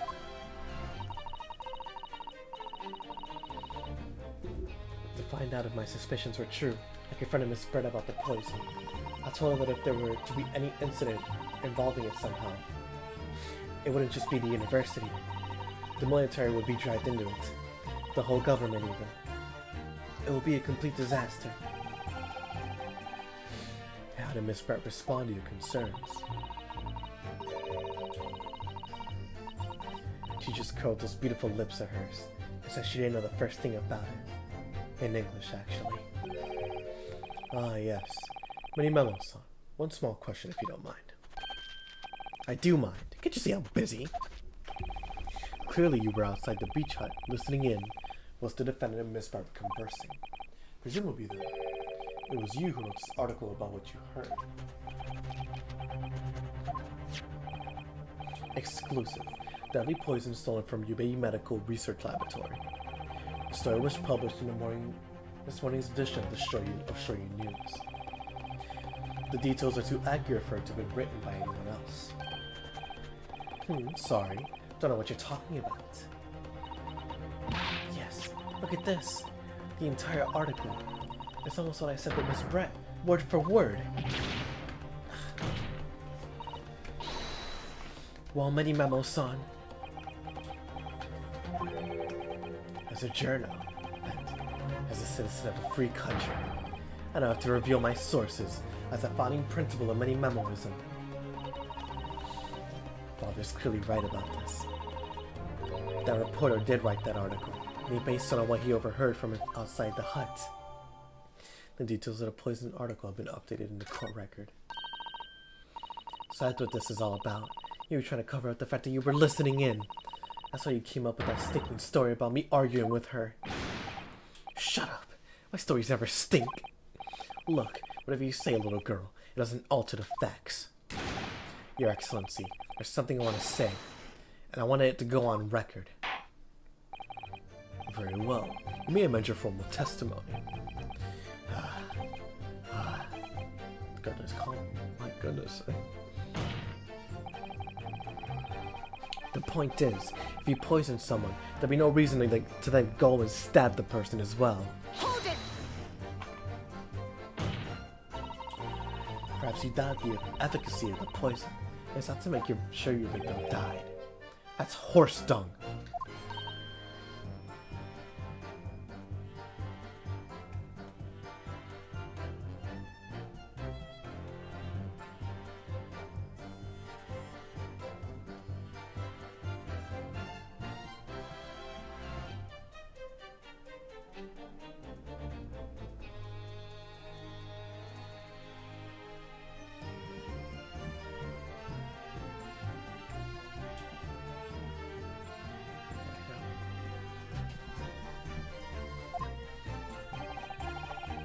That would be like pouring pepper on your Chinese ramen before you even tasted it. Completely reckless. Although, it may surprise you to learn that I'm a bit of an impetus pepper pourer as it happens. Once the victim had taken the poison, she should have been only minutes away from death. And yet, the Spaniard proceeded to stab her in the back as well. There has to be a good reason for that. If it was the reporter who gave the poison to Miss Brett, then clearly he must have done it prior to Rei entering the hut. Yes, that's undeniable. But between him leaving the hut and the victim being stabbed, there was one very crucial change in the situation. Sorry? What change? The reporter overheard the conversation between Rei and the Englishman. Ah, yes, that's it. As so many memo-san first found out the exact nature of the poison he'd used. That could be the key here. If the victim had unwittingly taken the poison already, the reporter would have no reason to stab her. On the face of it, the logic sounds entirely reasonable. There's no reason that this man was responsible for Miss Brett's murder. If we could think of a plausible explanation as to why he might have stabbed her, even after the poison, I feel sure that everything would drop into place. That's what we should be looking for. Yes, I agree. In order to do that, we must try to glean more information.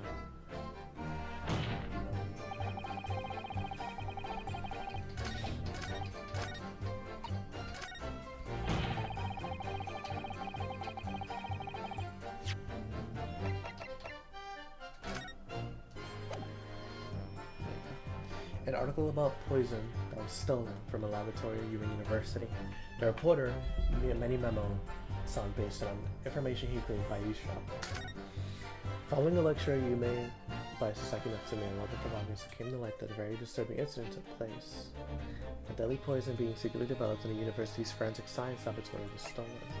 Deadly and tonic qualities of this water enter the body, added to mouth of a wound for a poison to sprayed, would prove fatal in minutes.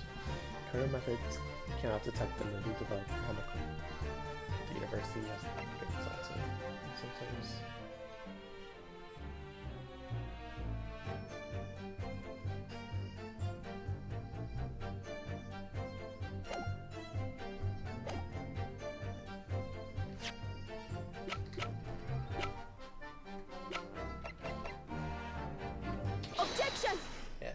this then. Well, I think I can think of one reason. What? But before I explain, I'd like you to confirm something for the court. Did you glean all the information for this newspaper article from what you overheard outside the hut? Of course he did. There could be no question of that. After all, when we were all in the laboratory together, all we were told is that it was a terrible toxin. And there's one more important fact to consider. According to the witnesses,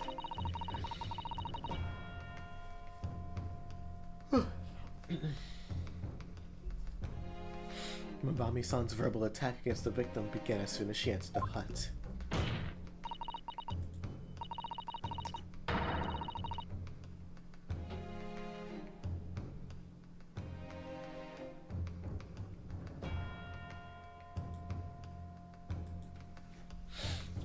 In other words, it would have been impossible for her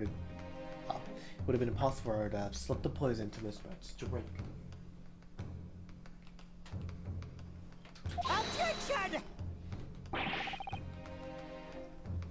Where are you going with this, counsel? Manimemo-san has made it quite clear that he observed every single thing that happened in the beach hut. If the defendant had somehow found an opportunity, this man would have seen it. Which means that Miss Brett could have imbibed the poison whilst the defendant was present. In fact, it must have been administered to her before Mabami-san entered the hut. Yes, very articulately put. When I walked into the hut, I immediately started to press Miss Brett about the poison. At which point, Manimemo-san overheard some worrying information. Worrying information? What worrying information? The information which he subsequently included in this newspaper article, namely, that the poison was being developed in strict secrecy, and that it couldn't be readily obtained. Absolutely. In fact, that's quite an understatement. The only possible place it could come from is my lab. But furthermore, anyone afflicted by the poison would exhibit telltale signs in death. The extreme constriction of the pupils, yes, it's quite stark when you see it. There are other poisons that show similar symptoms, but not among new substances that are undetectable. In other words, it will be clear that the victim's life had been ended by the use of this particular poison, which would reduce the number of suspects to only a handful of people. Everyone in my laboratory is aware of the unique properties of the toxin we've been developing. None of them would be foolish enough to attempt to use it for some nefarious deed. Mabami-san is no exception. Therefore, we can conclude that whoever administered this unique poison to the victim was a layperson, unaware of its telltale properties. Wow, that's a very descriptive, what's it called? Justification. In other words, someone like you, right in many memo.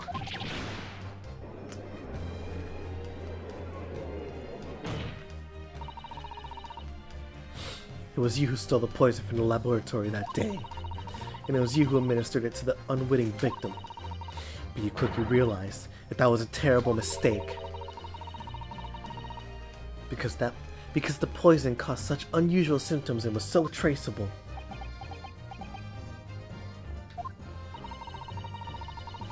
As you listened in from the far side of the beach hut's thin walls, you learned of these facts. But you had already given the victim the poison at the time. It was too late. So you had to plan to disguise your mistake. A plan that involves stabbing the victim in the back through the read screen. Objection! But what good could that possibly do? Isn't it obvious, counsel? The plan was to kill Miss Brett before the poison could take effect.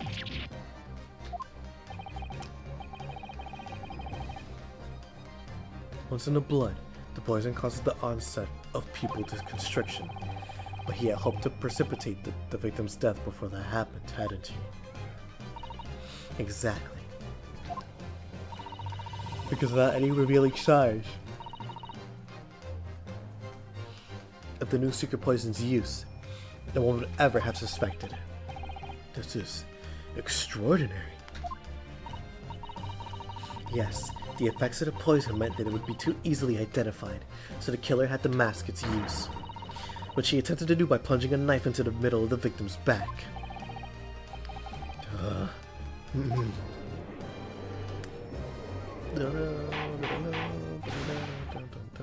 Order. Order, order. The argument presented is sound. The court is satisfied that it warrants consideration. Does the prosecution have a counter-argument it wishes to put forward? Well, there are a number of... yes, I counter completely. The prosecution's evasive response clearly shows that in much the same way as he nurtures the remnants of his top knot, he is clinging to lost hope. Lost hope?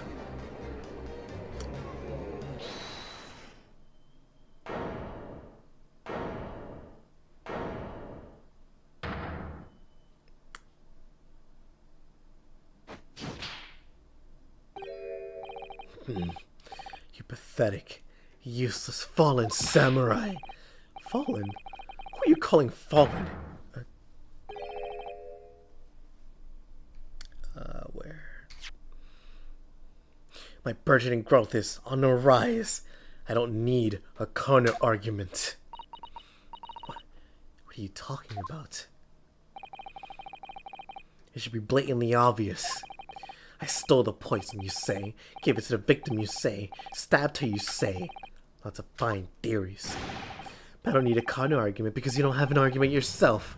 Where's your evidence? Yes, you make it all sound plausible, don't you? But without evidence, it means nothing. Whereas I base my news on facts.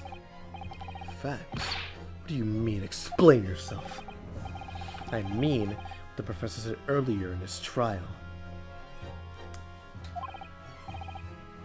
It's all here, in my many memos, every word, every slip of the tongue, all noted.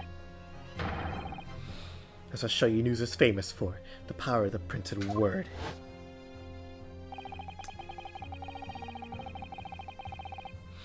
But surely, it would be no easy task to steal a highly secret toxin being developed for the government. Indeed, all the visitors to the laboratory are thoroughly searched when they leave. Even if a thief managed to avoid being seen by myself or a colleague, getting the poison out would be very difficult. This one's easy, I know how I did it. How's that then?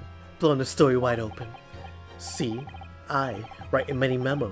I'm your reporter from the Show You News. Couldn't possibly have stolen that poison from the professor's laboratory. Oh no, Susato. Lock up, lock up. But there can't be any question of it. He must have stolen the poison that day. He stole it and used it to kill.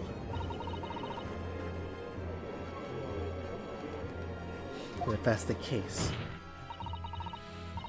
as you've identified, the poison itself is the definitive evidence we need. Because whoever stole it from the laboratory that day is a true culprit here. What's your point, you annoyingly handsome country bumpkin? My point is this. There's one way that you, Many Memo-san, could have stolen the poison that day. I've heard enough verbal conjecture now. Thank you. What the court must be shown is evidence. What proof do you have that this witness stole the poison on this day? Take that! There you go. The proof, Your Excellency, is this fountain pen. A fountain pen? How can that possibly be relevant? These magical pens somehow seem to have enough ink to write many thousands of kanji characters. I believe they arrived in our country for the first time some 15 years ago. Bah! I swear by a weasel-hair calligraphy brush and nothing more. These newfangled pens are merely a fad. Well, as a forward-thinking man, I obviously love my fountain pen. suck up a soup cone of some. Wow, excuse me. Suck up a soup cone of some sumptuous ink, and one's work is awash with words in the blink of an eye.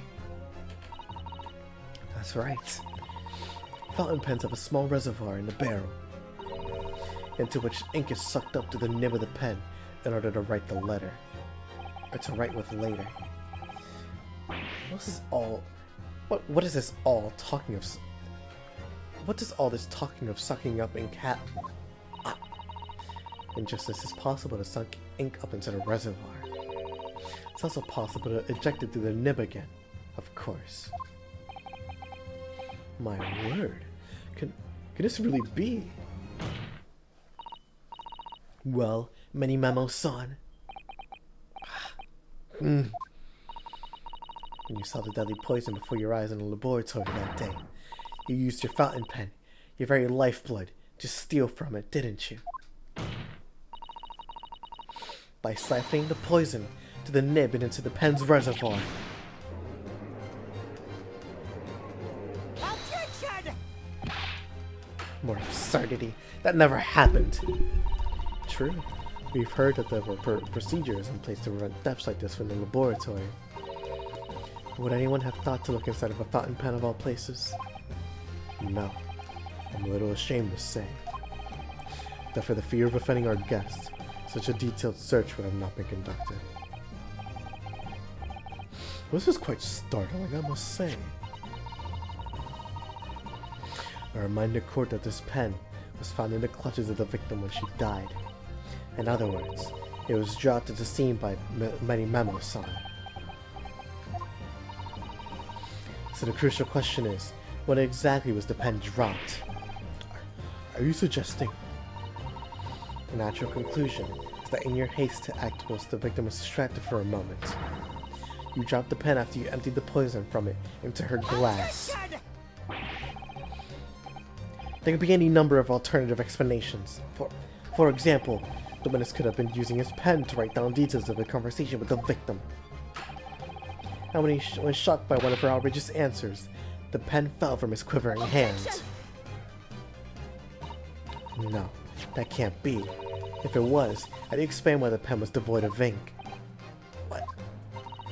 As you can see from yourself and if you examine the evidence, there would appear to be no ink present in the reservoir. What newspaper reporter goes to interview someone with nothing in his pen? No, the pen was dropped after the poison that filled his reservoir had been emptied into the victim's glass. Witness, what do you have to say in your defense?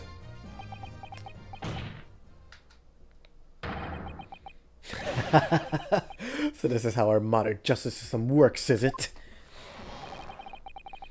So what if the ink of my pen runs dry? So what if my pencil snaps? I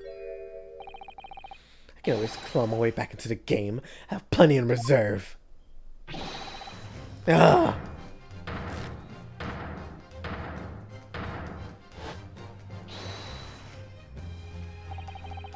You claim I sucked the poison into my pen? That's wild speculation and nothing more. If you thought you could bring down a fine, upstanding citizen with a trick like that, think again. Looks like it's still going to take one final decisive blow to finish this matter. As I see it, the situation is not very simple. It rests upon whether or not this witness did indeed steal the poison on the day in question, and therefore, it all depends upon whether or not the defense can prove that he did with evidence. No such evidence could possibly exist. Objection! Many Memo-san. Is how our modern justice system works. What? In a courtroom, evidence is everything. Something you would do well to remember. Because we are past the point of speculation at this stage, I assure you. That's tough. That's tough. Very well then. Call upon the defense to present the aforementioned evidence. This is it then. This will be the final piece to the puzzle. The defense can prove by means of this item that it was the witness's pen that was used to steal the poison. A special indicator solution for a new poison under development by this one. Take that! Has to be this one. Council, what is that bottle? This bottle contains a unique chemical reagent that can identify the poison in question.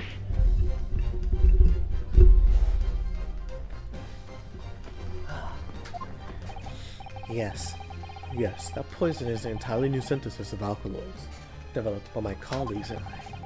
It will be impossible to detect traces of it by any other means. Or from another perspective. Simply with this chemical reagent, anybody at all could check for traces of the poison. The reagent? What? Shut up, music. There you go. One drop of the contents of this bottle on the tip of your fountain pen, many memo-san, is all it will take to solve this case beyond all reasonable doubt. No, you can't. I won't. Your crimes are bad enough, but at least no one to admit defeat. Your Excellency, the defense requests permission to carry out the test in the fountain pen at once. This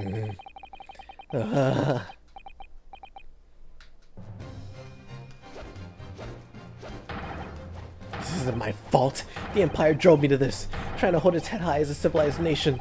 Oh, well,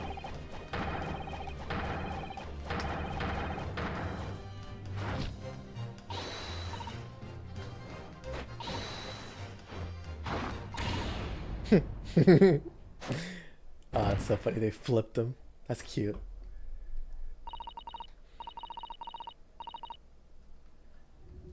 What do you mean? Did you do it right? You called her to arms. You led the charge. All right, hold on. Okay. This isn't my fault. The Empire drove me to this, trying to hold its head high as a civilized nation, but bowing its head to every foreign power's whim. I took up arms in the form of the mighty pen. I fought tirelessly on the battlefield of news. Oh, the name of justice and righteousness. Yes, many memoism is the paragon of justice. Many more. Susato, with me. I'm there. Hiya! Did I do it right? Was that a Susato takedown, wasn't it? Not quite. That was a Ryutaro takedown.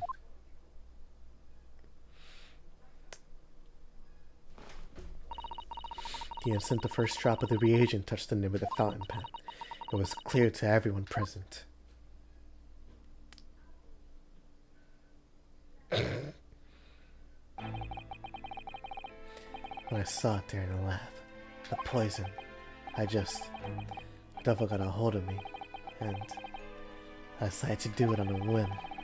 I excused myself and emptied all the ink down in the sink in the bathroom, washing the reservoir out carefully. And you waited for an opportunity to suck up some of the poison, didn't you? Into your fountain pen. Yes, that's right. There's only one thing, Many Memo-san. Why did you steal it? For what purpose? Isn't it obvious? To find out what it was made of and expose it in an article. I mean, it's a secret project after all. Too juicy for a journal like me to pass up. Why did the English woman end up dead?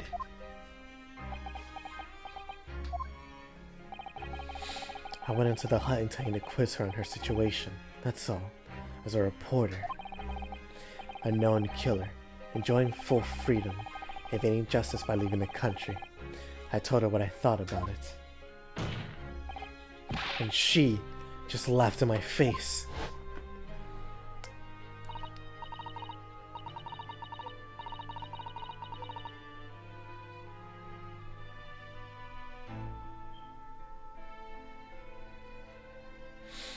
Oh, what's this? A Far Eastern caveman purporting to practice journalism. Really, you must learn the difference between reporting and listening at doorways. You ignorant plebeian. What? What did you just call me? This country, with its pretensions to a justice system, to a free press, it's all really depressing. You see our superior ways in the West, yet you lack the mental capacity to emulate them. Get out of here, you oaf. Get out and crawl back into the cave you came from.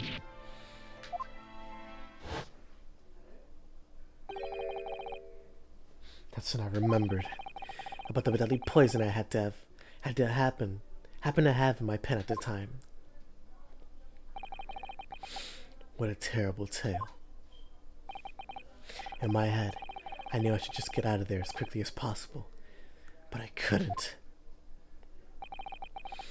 I couldn't let her get away with what she'd done, when she clearly had no remorse at all.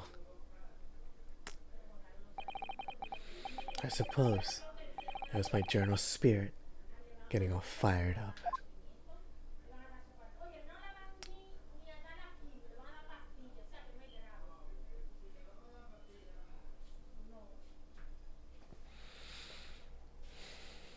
And this resolves the case. I'd like to ask you something. Yes? You often talk about justice. But surely as a journalist, you could have used other means to deliver the justice you sought. There's no justice in the press. Sorry? After that trial 9 months ago, I kept digging and digging to find out what happened in that courtroom. And finally, I discovered the truth. It was a cover-up. That's what it was. A cover-up? What do you mean? I would remind you of your position, witness. Be careful of what you say. Oh, come on. Doesn't it strike you as strange? We're suddenly not allowed to convict a foreign national. Consular jurisdiction should never have come into it. And yet that puffed-up Englishwoman was going to sail away into the sunset as a free woman. Only possible explanation is that, behind the scenes, some deal had got... Oh, excuse me. Got some passion. There you go. Had gone down between Britain and Japan. What sort of deal? I'd done my research, dug up all the dirt. It was all ready to be published. But you know what happened? The editor just tore up the article. He came up under pressure from the government, you mean? If our government is going to let criminals walk free, if they're going to crush the free press, then what choice do I have but to see that justice is done myself? Let's not forget, Minimamo-san, that you committed murder yourself. You try to lay blame at the defendant's door. I'm sorry, but you're no better than Giselle Brett. What? The truth is, you have no right to talk about justice at all.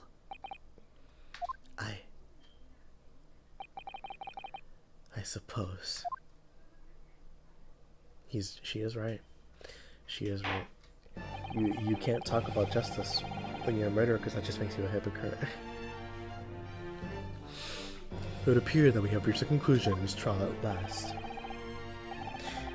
Counsel for the defense, Ryutaru Naruhodo.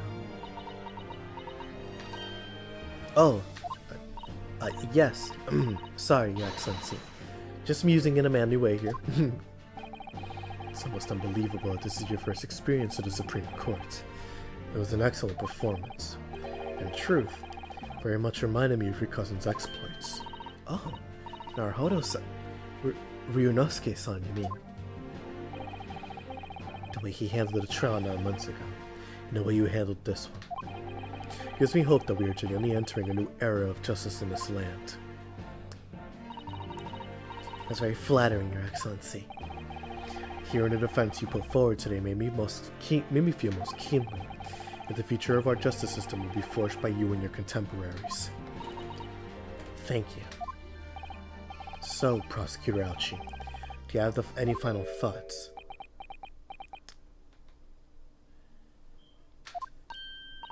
Prosecutor Aochi?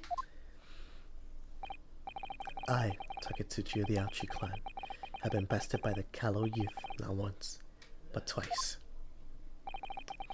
If there was any shred of my former self left, it has withered and died here today. Gosh, your journey to cultural alignment sure took a while, didn't it? Silence! Rather than living on in shame, I will end it all now with this blade. For this is the true path of Ouchiism. Ouchiism? One hopes that this is the only way in which he'll be modeling himself after the witness.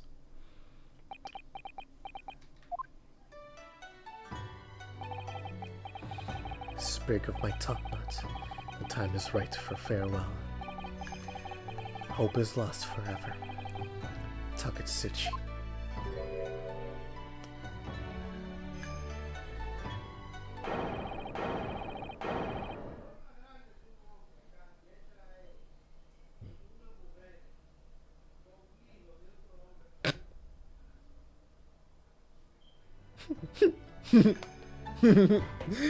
Wow, that was beautiful.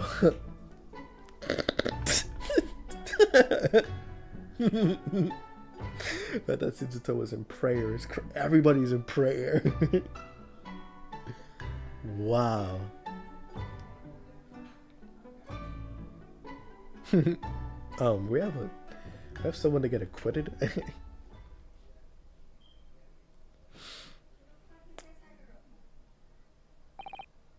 Now, in regard to the defendant, Raymond Bami-san. Yes, Your Excellency? I have reached my final verdict. I hereby find you not guilty. Let the confetti fly. Or I guess I could let the sakura petals fly. There you go.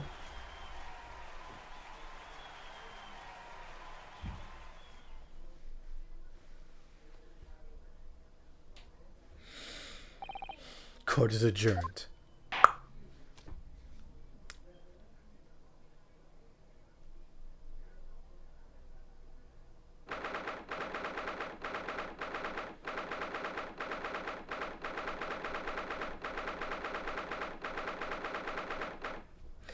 Alright, 13th of August, 2:38 p.m. Supreme Court of Judicature, Defendants, Antechamber 3. It's over. My heart is still pounding in my chest, though. It's all I can do just to stay standing. No, lawyers have such great responsibility that they burn a bear. Don't they, Naruhodo-san?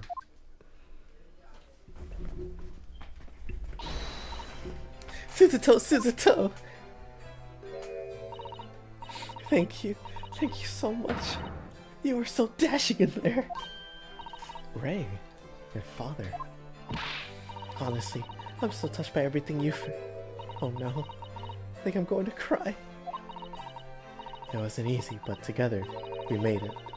I was on the verge of tears at the end too. The only reason I'm still here is because of you. Oh no, I can't take all the credit.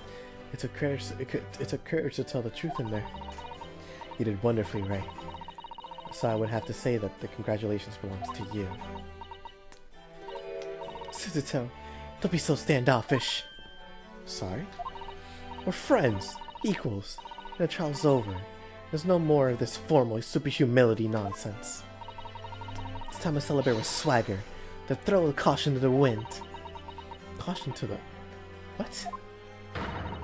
I'm the great defense lawyer, Ryutaro Naruhodo. I'm taking you out to a milk bar tomorrow.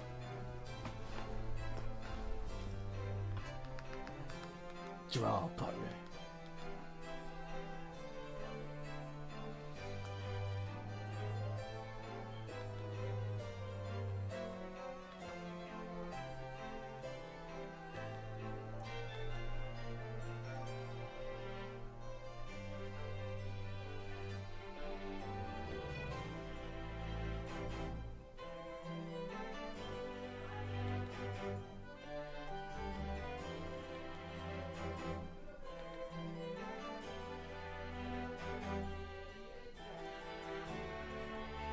Sorry, just give me 1 second. I'm trying to find something.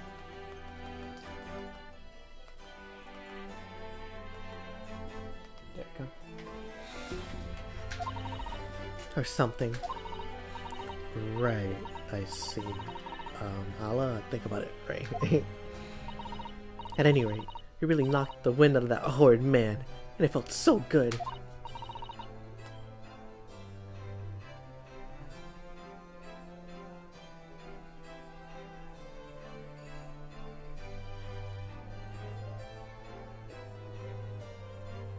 Yes, it was satisfying. It really was. Is there anybody else we could throw together? Hope you're not looking at me, Ray. Oh my goodness. No, of course not. Of course not. Ah, there it is at last. Ray's lovely smile.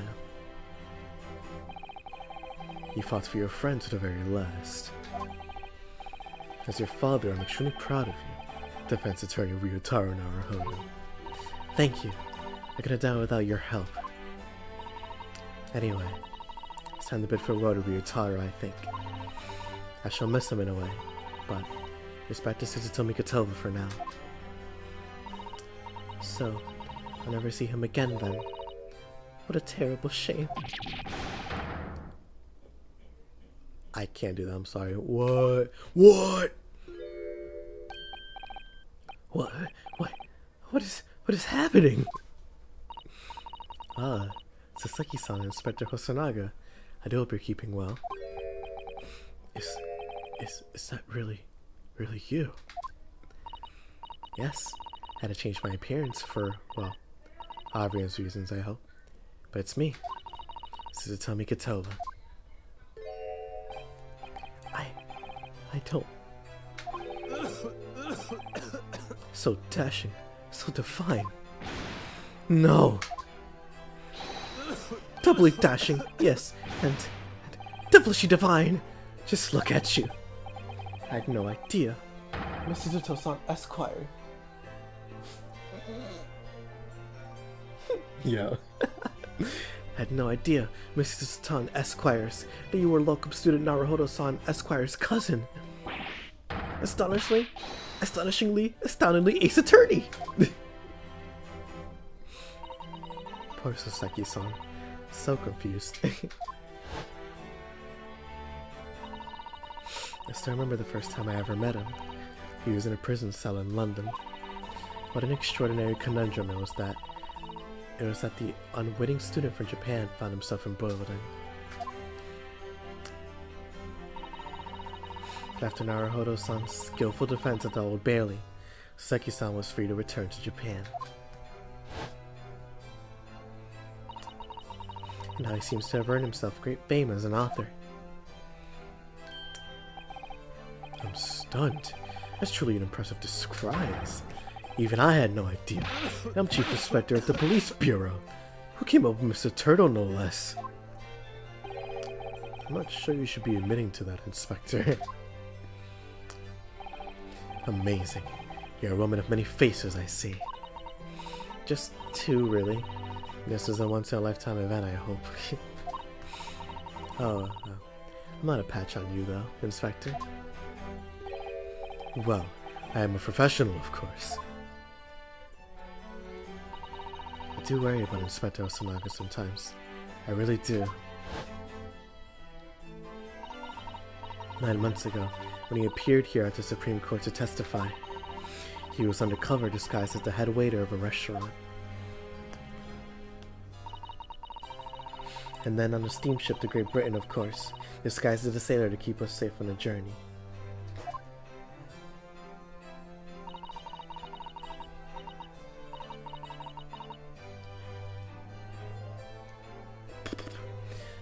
Though that didn't help you, did it, Kazuma-sama? From my perspective, I have to admit that I have mixed feelings about all this. I mean, now that the truth has been lost forever. What do you mean? What do you mean? I'm talking about the murder that the Englishwoman committed at the end of last year. Ah, yes. It was an English doctor she killed, as I understand it. Dr. John H. Wilson, yes. The man I invited to Japan personally.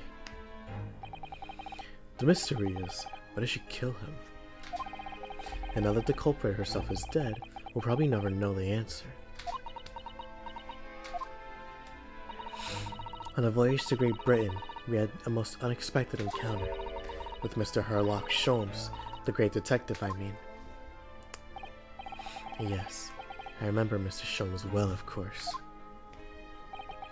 Ah, my arch nemesis. How lightly you utter his name.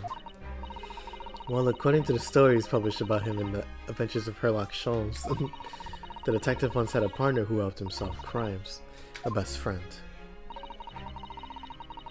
And that man was an exceptional doctor in medicine, by the name of John H. Wilson. What? Dr. Wilson? I just can't believe that it's a coincidence. I think that the English doctor of medicine killed here in Japan 9 months ago must have been a friend and partner of Mr. Sholmes. And if that's really true, then the poor girl will never see her beloved father again.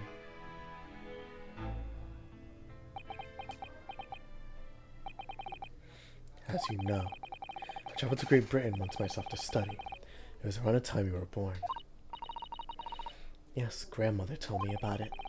On returning to Japan, I took up my professorship at the Imperial University, but I also serve another role, as an advisor to the government on diplomatic affairs.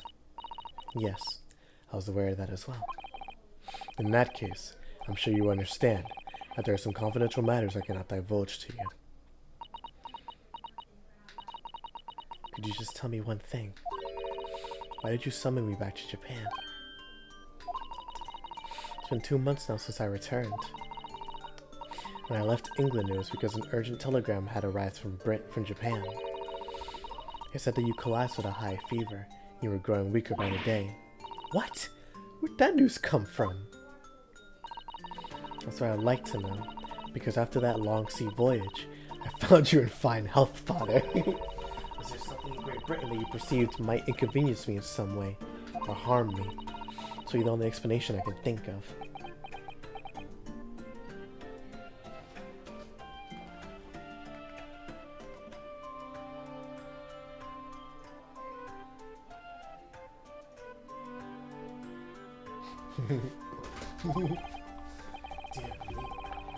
Do you reserve your most cutting glares for your father, Susato? I'm sorry, my dear. I simply... Oh, let me go!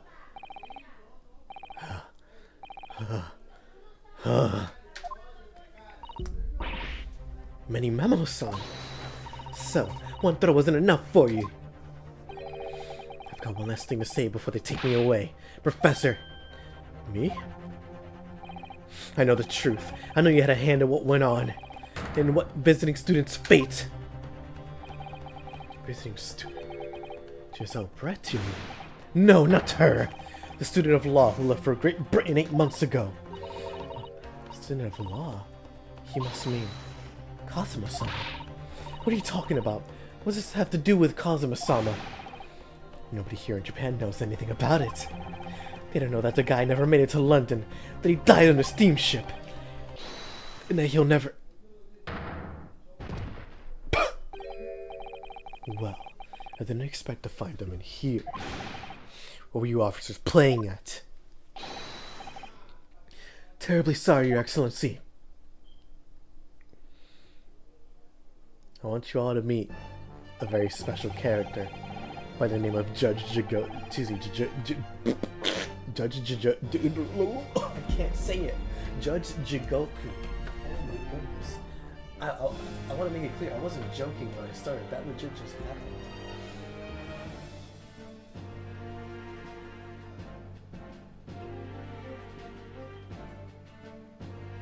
Goodness, man, I can't talk today. My word. He's like, I'm a bum. I'm gonna waste you. I'm gonna waste you.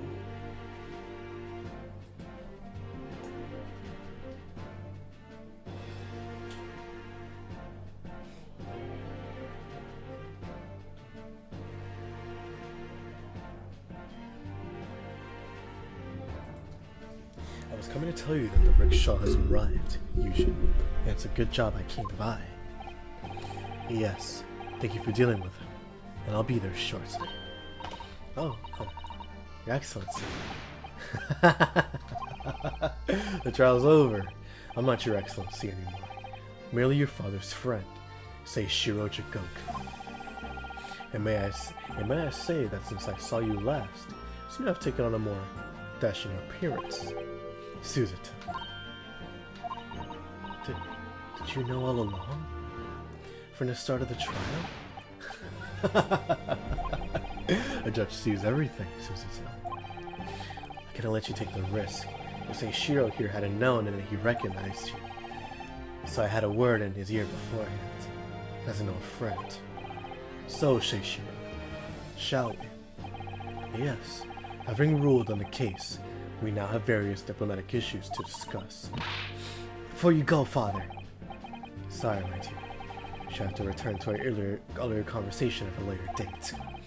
But well done again, both of you. You did admirably. Oh, thank you so much. What'd you think of my Seishiro slang, eh? It's been a while since I sent him out flying like that. Judge Jigoku, bro. Seishiro Jigoku. Whatever could Father be hiding from me? About Giselle Brett, about Dr. Wilson. And now, it seems, according to the reporter, about Kazuma-sama. I'm going to have to bring this up with Father sometime, when nobody else is around. There you go. The last stream was 3 hours. This one seems like it's going to be like 2.5, maybe 2:40, when nobody else is around. Judicial Assistant Mikatoba, Judicial Assistant Mikatoba-san Esquires. Could I have a word? Oh, yes, of course, Sasaki-san. What is it? I think perhaps it could be a fate that we're meeting again like this now. You see, there's something I need to tell you. Oh? I believe that it may be related to the reason why your father summoned you back from England. This I have to hear. Please, Sasaki-san, tell me at once. I will. As you know, my time in England was terrible. Cursed, I have no doubt. Such awful things I was embroiled in. Thank goodness locum student Naruhodo-san Esquire stepped in. After he secured my freedom, I couldn't wait to get on a ship back here to my homeland. Having arrived in Japan, I submitted a report about my experiences to the Ministry of Foreign Affairs. The next thing I knew, I had a visitor. It was your father, Professor Mikatoba. He wanted to ask me all sorts of things about my report. My father? He seemed to be especially taken with a particular part of the report. Anyway, he left eventually, having thoroughly quizzed me. But it was the very next day that he sent the telegram to you asking you to return to Japan. What was it then? The particular part my father was interested in? I don't really know exactly. Do you remember them? Those 2 terrible cases I was caught up in. He was only caught up in one. No! I remember now, of course. Okay, that makes sense. So you're probably wondering this whole time why Sasaki keeps mentioning the 2 cases that he got caught up in. You'll see why. Of course, I can never forget. Your father seemed to be concerned. Your father seemed to be concerned with himself, mainly the second case. The second one? You mean? Though Mr. Sholmes forbade any of us to talk about in public. Which is why the only case involving you that any member of the public is aware of is the first, including the player! Well, I don't care. I have to listen to what that dastardly detective says. Anyway, the point is, it seems that the case somehow holds the key to all these curious, unanswered questions. That horrific, hideous, heinous case. The case of the haunted lodgings.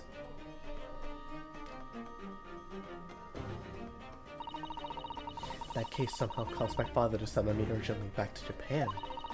I thought that whole business was over, but it seems I was wrong. Perhaps that was only the start.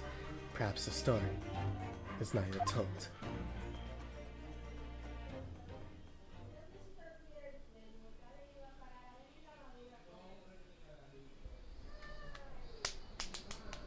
So, the mystery of that English woman's death is solved, thank goodness. And having stood in the Supreme Court now, I think I can comprehend a little better. How you must be feeling as you fight for people's freedom in a foreign land, Naruhodo-san.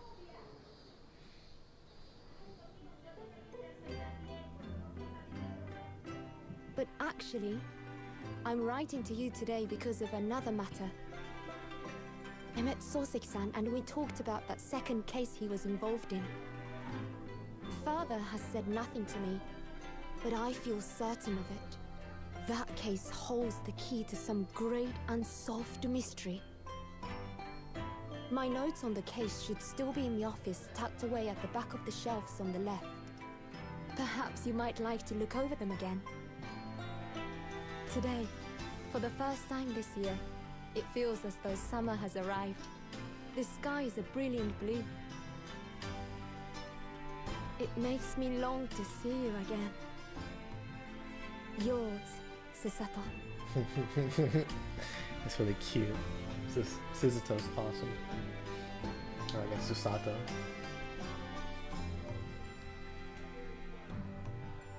There you go.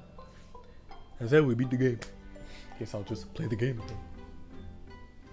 There you go. Susato's success. He's cold. He's cold. And there you go. The memoirs of the clouded Kokoro.